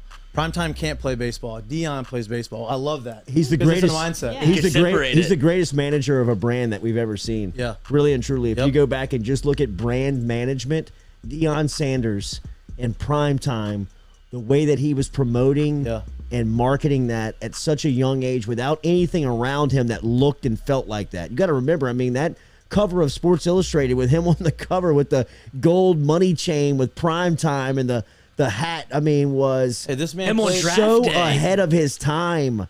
So ahead of his time. This man played two on the same day. Professional sports on the same day. Yeah. And like bald. Yeah. Killed it. Bald. Wasn't he in the World Series and the Super Bowl at the same time? He's won a World Series, right? And a Super Bowl. Or was it NFC Championship? There's that 30 for 30. That was all too short in my mind. Like, they could have gone a little bit more into it, but I think his relationship with what happened in Atlanta is so fractured. He's like, I really don't want to talk about it, to be honest. Right. Keem says Deion Sanders is interviewing for the TCU job. Hire him. I would hire him. Florida State, honestly. I mean, think about him in Dallas. I think he's about to go do that, and Florida State's going to say, whoa, we want you here. And if I'm USC, I would call him too. Yep, no doubt. His brand doesn't play at Let's TCU. stay on track. Jeff It's in Dallas, Marcon, bro. This is kind of a piggyback question. Best overall athlete that you have played with? Overall athlete. Okay. Best overall athlete that You've actually played with, like on my team, or like played against. I guess it could be either. Yeah, right? play with. Okay, so best overall athlete that I have played with, probably. I mean, there's a bunch. Like professionally, I don't know if like there's one guy that stands out. Jared Mitchell in college was a freak. Was a freak. I mean, shout out Jay Mitch. He's one of my best friends, but he won a national championship in college and football. I'd put him and Chad Jones. Probably Chad Jones. Oh yes. And then Jared. Sorry, Jay. Chad would beat me up more than you would beat me up. Give him a Chad Jones story. Just one of the freaky. Just one freaky one where he does. That's the next question, actually. Is Someone it? wanted you to talk about. I have to find it. It was Andrew. Talk about the late innings in Game 3 of the 2009 World Series when Chad Jones came in. I knew LSU had the natty in hand. He was okay. So that was awesome, but the pitching Chad Jones story is before that. It happens at Auburn. So I'm gonna try to keep this short and sweet. But long story short, we didn't have a left-handed reliever coming out the pen in 2009, and we were stacked. We could hit. We had good pitching staff. That was our missing piece. And Chad, I had started playing. Chad went to football, and I became the outfielder. And Chad he was a role guy. We loved Chad, and Chad overheard Coach Maneri talking. He's like, "Hey, Coach, I can pitch." And Chad's like, "What do you mean, Coach? Like, what do you mean you can pitch?" He goes, "No, I pitched in high school. I can pitch. I'm lefty. You're looking for lefty. I can pitch." He's like, "Well, how hard do you what do you throw?" He's like, like 90, 91. And Coach's like, "All right, Chad, we'll throw." This was on Monday. So he's like, all right, we're gonna throw a bullpen on Wednesday just to see, and we'll just go from there. So or maybe it was on Tuesday, whatever. He throws a bullpen. My roommate, one of my best friends, Grant Dozar, is catching him at the time, and Chad's sitting 92 to 93. Hasn't pitched since high school. He's throwing 92, 93, like dotting up, throwing strikes outside, inside, or wherever he wants. So then Coach's like, hey, you have an off-speed pitch? He's like, yeah. He's got a slider. Throws 4 sliders, absolutely painted down and away, nasty. And Grant takes his mask off and looks at Coach. Like, Coach, this is I don't have anybody that throws like this. Like, this is nasty. So Coach is like, okay, Chad. On Thursday, you're gonna throw live at bats to some of the guys. Not one guy. He throws probably to 8 or 9 guys. Not one guy hits the ball in the barrel. Like, can guys up. If you had wooden bats, they'd all be broken. So Coach is like, all right, we're gonna get you in a midweek game to get you some experience. So at this point in the season, we're tied with Ole Miss for the outright overall record. And we have to win. Like, we have to keep pace. So we're playing Auburn. We won Friday. We won Saturday. And on Sunday, if in 2009, Auburn had an unbelievable offense. So, their middle of the lineup, they had Hunter Morris, who had 28 home runs. You had Brian Fletcher, who had 20+. And you had Trent Mummy, another guy who had 20+. So Coach puts Chad in the game. Or it's a tie game, and there's runners on first and second with no outs. And Coach tells Chad to go warm up in the bullpen up And I'm like, oh my God, what are we doing? Like, we're going to throw Chad right now? We need to win this game. Chad goes in, he warms up, he comes into the mound, runners on first and second, no outs. And I'm like, okay, here we go. So me and Jay Mitch are in center field. As a hitter, you only have 30 seconds of your walkout song. His walkout song was Lil Wayne, Money on My Mind. So that's all they had edited. But as a reliever, you get 2 minutes. So he's on the mound with Money on My Mind playing unedited, and I'm in center field looking at Jared. I'm like, oh my God. And bro, fans are loving it. They're like fist pumping. They don't care that they're dropping the F word. Oh, they don't care. And I'm like, well, dreads. I'm like, here we go. So if you're Auburn, you had to be like, what the Oh fuck my is God. about to this guy's happen? 6'3", 230 pounds on the mound. Like we don't Sprinting. know. He's And we don't never have a pitched. lick of film on There's it. no scouting report. What is this guy gonna do? First batter gets an infield single, or gets a single, like nobody scores, bases loaded, no outs. Next guy, Hunter Moore, strikes him out. Next guy, Trip Mummy, strikes him out. Gets out of the inning, no outs, no runs, pumping his chest. I'm like, man, this guy's an absolute animal, bro. And so he was the most athletic, freakishly person I've ever seen in my life. He could mash too, right? When we went to Omaha, he hit BP. Your first day of Omaha, the fans can go and watch batting practice. And when he was done, he got a standing ovation from the crowd. That's how far he hit balls. He's not in the lineup. He's not even a hitter anymore. He's a pitcher. He's a pitcher. Amazing. That is so Yeah. good. Ask Mikey. The segment's off to a hot start. Hashtag Ask Mikey. What we got, Carpool Queen? Let's see. Alex wants to know, does LSU let you use the practice facilities to stay in baseball shape while you're in town, or are they pretty strict with that? No, they let all the former athletes, all the Nice. former players use it. So it's we actually, when they built the new weight room connected to the cages, they built a professional locker room. Right. So Which I thought was a great touch. Awesome touch. I mean, Vanderbilt, I think, is was like cool. one of the first ones to do that. There's a lot of schools that do it. So they built it so we have like our own shower. Really? And we have our Wow. lockers. So like my bat and stuff's in there, and I don't have to bring it. So it's nice. They do a really good job. And Coach Veneri started that. And then when I got in town, met Jay Johnson. He's like, hey, anything you need. He goes, it's 10 p.m. and you want to go hit, let me know. I'll come open the door. Like That's really cool. Yeah, so they do very well with the former guys. I haven't seen that weight room. They brought us in there like nice. as it right before it finished, before they opened it up. That has got to be state of the art. It's state of the art. It's 2 stories. You have like the treadmills and stuff upstairs. You have, I mean, it's like a mini football one. Like if you go look at the football, the way they have the upstairs and the downstairs, it's kind of similar. It's just smaller, obviously. But our cages are nice. You have a pitching lab that like you have like the videos and like the TrackMan and all that stuff, and then now they have a hitting lab that has a lot of the same stuff. So it's, they have a lot of state of the art stuff, and it's really good stuff. Wow. Hashtag Ask Mikey. Very cool. Any more, Carpool Queen? Who talks the most smack that you've ever played with or against? Brian Burgess wants to know. Who talks the most smack? Oh man. There's a lot of Buzzy? Yeah, so when we were playing, we had the role, like the guys on our team we're all best friends, and we had Buzzy, Chris McGee, Nick Poniff, Grant Jeez. Dozar, and those guys There's were a on lot the of bench. bullshit in that And crew, like So bro. much. They don't tell the truth. That group would just wear people out from the bench. I mean, there's multiple times. Buzzy on the bench, dude. There's multiple times where the first base coach on the other teams would like come at the dugout, and like once they had that, it was over. Yeah. Yeah, right. The coach's head. Hey, I'm going to kill number 2. Yeah, it was over. Come get him. I'm going to kill Heidel. Watch out for Chad over here.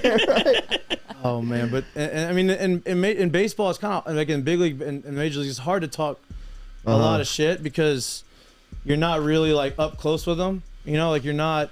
I talked a little shit in football in high school, but that was it. Football's a smack talking Different sport. sport. Yeah, you have to. But baseball is hard to It talk is. because you're not up next to them all the time. Like you Seems see, like you hear have to you- yell it. Yeah, and you hear it from the dugout. Like you hear some shit from the dugout. Like you hear some stuff come out of someone's mouth, and you're like, man, if this is a different sport, like this would be fighting words. But your dugout, you're far enough away. But Well, then that's what happens in baseball. Then by the times that you actually do want to like rush the field or leave the dugout, Yeah. you kind of run out of steam by the time you get to each Yeah, other because right. if you're sprinting from the bullpen, it's like I just ran like 80 yards. I really don't want to fight anybody at this Yeah, point. right. So that's what makes it great. It's like they all get out there. They're like, all right, I was just fucking with y'all. See y'all later. See y'all out tonight. little pushing and shoving, Yeah. hugging. Yeah. Have you been in a brawl? Oh yeah, remember the The fight between Detroit and New York in 17. Oh, that was wow, me. You were in. That's right.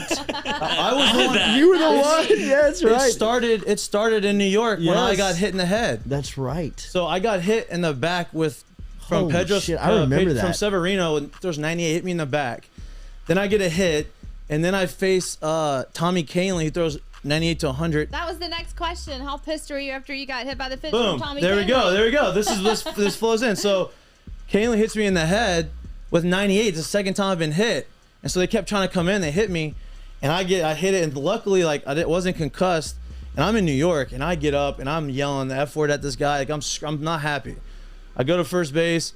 First baseman is Headley. And he looks at me. I'm like, hey, bro, like, I'm not trying to start anything, but like that's kind of fucked up. Like I'm tired. Like that's the second. He goes, dude. He goes, I'd have been ejected. He goes, you did better than me. I would have been at the mound. Like I'm like, yeah, but Tommy, like Kahnle, he's a psychopath. Like I was like, I don't know if I wanted to go after that guy. Man, don't do that again. So then they. I just want to talk. We end up like my buddy. Alex Wilson ends up hitting Jacoby Ellsbury, wiped the hands clean. Nobody did anything. So then we go back to. We go back home, and we've already had a little bit of that issue. And one of our pitchers, he was our ace at the time, Michael Fulmer. He was messing with, like, his arm was so messed up, and like he was just trying to pitch through it. He gave up a homer to Gary Sanchez, the catcher. He gave up a homer to him. So the next time he faces him, he didn't mean to hit him. He just had no idea. Like, he couldn't feel his arm, so he had no idea. Hits Sanchez in the leg, and I'm like, oh no, here we go. So then, like, we have that incident from New York, and then we're doing all this, get to the mound. So then they throw at first pitch, throw at Miguel Cabrera, like throw behind him. They throw the pitcher out, like we're doing this whole thing. So now Chapman is coming in to warm up. Wow. And so Jesus. I'm on the rail, and I'm sitting next to Kinsler, and we're talking, and I'm like, we're watching the game, and Mikie is just sitting like a little off the plate, like as what's his name warms up, and he's about ready. And so Miguel and Austin Romine was their catcher. They start talking. Romine pulls his mask up, and I'm like, oh boy, here we go. Mikie pushes Romine, gives him a right-left uppercut combination. Missed, didn't land it.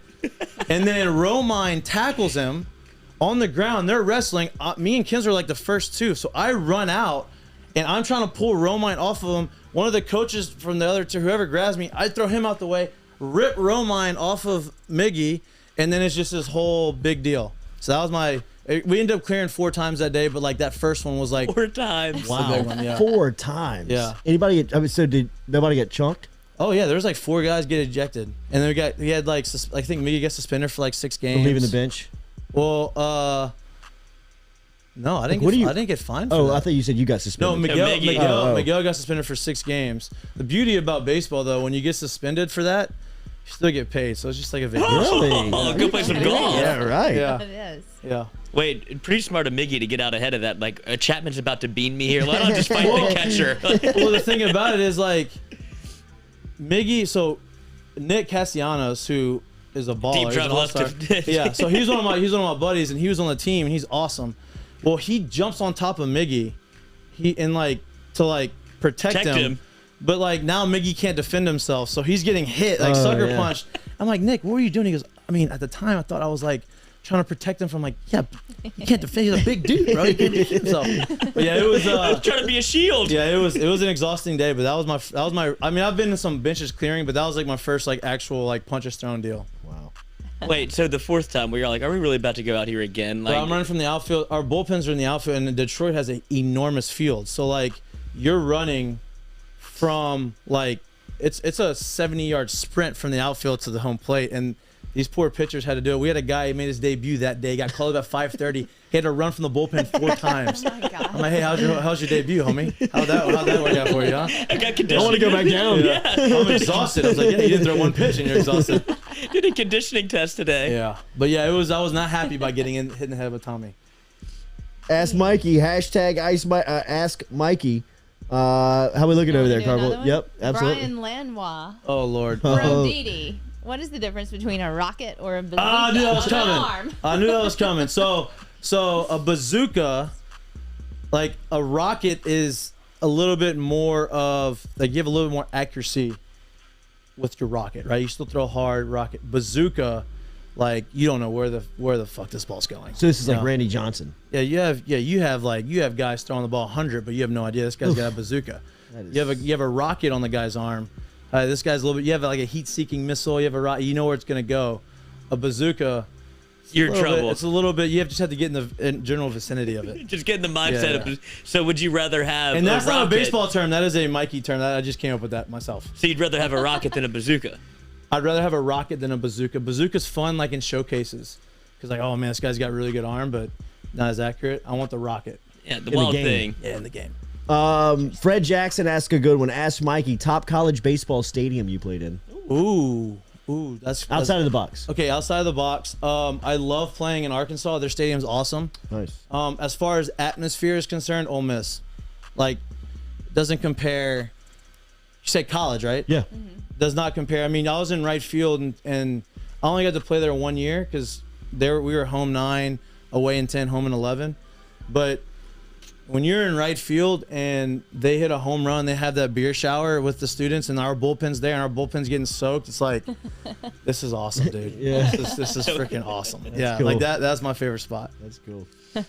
All right, that worked out well. Hashtag Ask Mikie. We'll do it again next week, as we will ask the big leaguer here on set any questions that you have for him. We'll do that every Thursday here on the Jordy Culotta Show. No guest on this Thursday. Mincy was supposed to stop by. We'll have him tomorrow. We're jam-packed tomorrow. We will talk, I guess, a little bit about this LSU-Alabama game. And I mean, well, let's talk about preview it feels almost kind of like comical. I guess we just got to talk about who's gonna play. That's probably the biggest conversation. Not about we can't analyze the game. There's no really analysis that needs to be said, other than, hey, who are we gonna have there that is gonna attempt to cover these receivers? I think the defensive backfield names, and we do need to mention before we get out of here, Damone Clark has been named a semifinalist. And good for him, man. For the He's Butkus well Award. deserved. This guy grinded out for 4 years, and you start to see flashes a little bit at the end of last year, and now he's kind of put together. I'm happy for this guy, bro, because I agree. He's grinded it out, and he's ended up making he's made himself a lot of money. A lot of money. And then that's a testament to what we talked about yesterday whenever we looked at the college football playoff, and you said, oh, man, there was a spot for LSU if it's just been a normal kind of LSU year where they could have been into this top 6 conversation, and then maybe sneak into 4. But you see players Damone Clark, Cordell Flott, Derek Stingley, Eli Ricks, like this team, they're all going to have people that are going to get drafted in the top 3 rounds, and they're going to have more probably top 3 picks than wins. Yeah. Like, that just goes to show that, yes, the catastrophe that the season was. It reminds me a little bit about, it reminds me a little bit of the Les Miles aged LSU teams where, like, obviously the defenses you knew about, but offenses were so bad, but you always had guys get drafted high. In the offense, you always had a running back, or you always had receivers. You had people getting drafted Russell high Gage. because they weren't able to be showcased. You know, and it's like now you have guys like Damone Clark and Cordell Flott. Like, nobody's really watching us because we're not that good defensively right now. But these guys are making a name for themselves. NFLSU. That's what they have to. That's what you have to turn the brand back into for now, because well, if you go to LSU, you can get to the NFL, but really don't have much college wins to speak of at the moment. So that's how they branded under Les, and hopefully that changes with the new coach, because you want to put up the college numbers, not really let your public people into the pros. I think we're probably within a 3-week window of knowing who the LSU head football coach is. I think somewhere After Thanksgiving, you think? I think before. So we do need to celebrate Christmas. I think either like right before or right after. Announce it before the A&M game or after the A&M game? Possibly before. During. Yeah. That's what LSU has a lot of its success with hires. They have done that. With but Leva. I will see. I think that it happens before December. It happens sometime over the next several weeks. hope Yeah, so. I mean, I hope so. you got to just for the early signing period And alone. just to give us a jolt of energy, man. A&M on upset alert if that happens, especially if it's Jimbo. Yeah. He's on the other sideline. If it's Jimbo, they're not announcing for the No, game, they won't. so. They don't. Jimbo announced it in the post-game press conference. Yeah. I told you I loved LSU. Jimbo's Now here, look at me here. Jimbo's leaving in the middle of the night. He ain't being seen. Let me take that jet one more time. Good show today. Thank you for your interaction. If you're there, if you're watching, make sure and hit the like and share. Do we want to talk any Rodgers? Aaron Rodgers? Yeah, why not? Yeah, why not? Yeah, why not? 'Cause I, that, thought- I guess we did highlight at the beginning and we didn't talk about it. we said we were going to talk about it later. I just find it. Do y'all remember the clip in August when a reporter asked him directly if he was vaccinated? And he kind of said he's immunized. He said, "I'm immunized." Right. but he kind of That showed was it off. the Didn't he do answer. like the He said, "I'm immunized." Right. That was his response. But he said, "I won't judge teammates who didn't get vaccinated." So how confusing is that? Right. Well, Because that it's, sounds that's like you're a saying that's I'm not a that's a that's a that's That's a the comment, balance beam. That's a Yeah. comment where you can't That's really right. get in trouble for, Right. And let's You just know? hope to God I don't get COVID. but he got it. You know what I mean? Here I Like, am going as He John said- Wick. He said he was immunized because he did some holistic types of Like a homeopathic. yeah, treatment. and But that's not an What could that immunization. entail? no, but he said That's that it was hopefully take the That's a place of lot a of vaccine, things. Yeah. and That's then essential oils and Yeah. like all it's a kinds of Saturday night in the stuff. bathtub with Yeah. Aaron Rodgers, bro. I mean, he was in. That's He, Zycam for colds. And that's Yeah. a homeopathic. he was in treatment. Hawaii for like 2 months, tell you what. probably getting Yes. real homeopathic with it. I tell you what, he's got, since he's not vaccinated, he has to stay out has to 10 miss the days, game. even if he Yes. shows negative, right? So, Yeah. but at least he gets to be at the house. I got COVID. I had no symptoms. I was not sick, asymptomatic. They moved me from a hotel in Philly to downtown Philly by myself. I couldn't see anybody for 14 days. Oh my God. I couldn't leave the room. If I had to get food, I had to order DoorDash. Did they or give Uber you Eats, stipend? And they would. I didn't have to pay for my room, thankfully. And they said, "Oh, we'll give you a suite at this place, right?" So I was at the top of the suite. The living room part of the suite AC didn't work. It was a summer, so I stayed in one part of the room. I had to order my food, get it to the person upstairs, downstairs had to bring it up, put it on my door, get down, call me, "Hey, your food's here." And it was like I had Like no you're symptoms. in prison. So I hope he's okay. I hope he doesn't have many symptoms, but at least he's at his mansion. I can't believe that the NFL is going to get burned on this with Aaron Rodgers going up against Patrick Mahomes. I know. Like, can you think about what's happening inside those executive offices and the phone calls you got to make to NBC or whoever's housing this game and say, I know we've been promoting Aaron Rodgers and Patrick Mahomes as the showdown this weekend, but Rodgers can't go because he's tested positive for COVID. How does Mahomes and Jordan Love Or move the the vid. needle for you? Now, do they having like being negative, like having a false positive, is that a thing still? No, because he No. because of the way he tested positive by not being vaccinated, he has to Yeah, remain out. what if it was a false positive? Like Nick Saban last year in the height of it, That's what I was.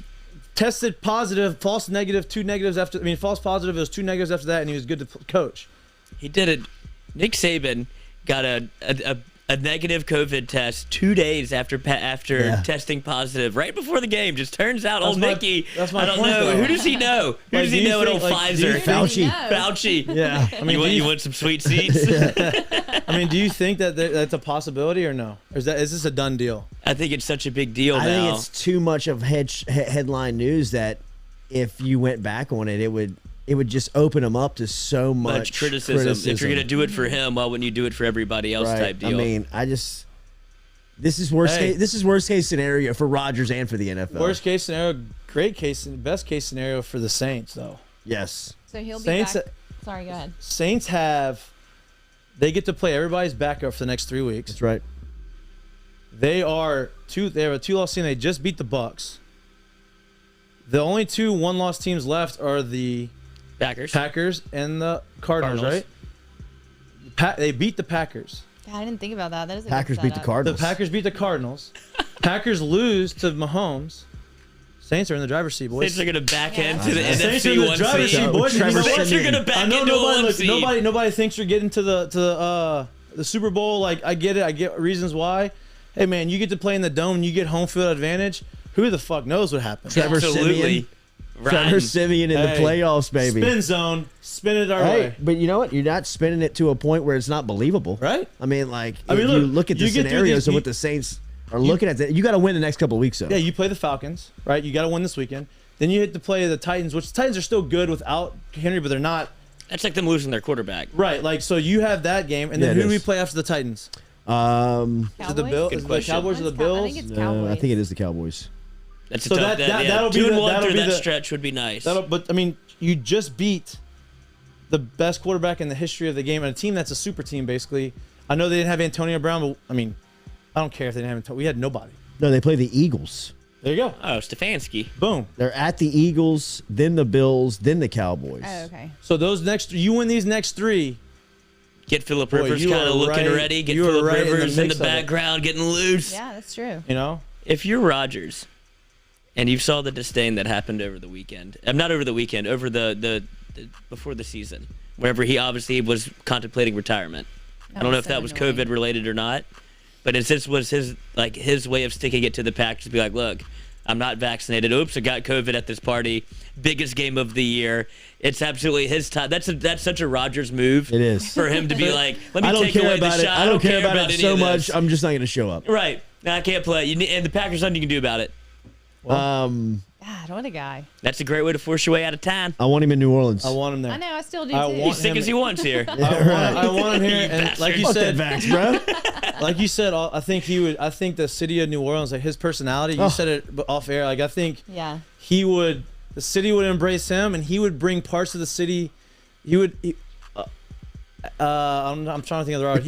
The cool parts that you forgot about, Yeah, he would bring back. Yeah, he would really put more light I mean, onto the parts that you don't really think about as much He anymore. feels like Really New would. Orleans. Yeah, He does. knows what he Grungy. wants. Yes. He's like, he's just like carefree. Hey, I got this whole Zen feel going, and like, hey, whatever, man. Probably get his Whatever. palms red. Maybe LaToya will make a video for him like she did for Russell Wilson and Sierra. When is old Russell coming back? Sierra. Level up. Level up. Do y'all remember that segment we did where we Mr. talked about how a Unlimited. good friend, like if you had something in Yes, your teeth or on yes. your face or whatever, a good friend would tell you.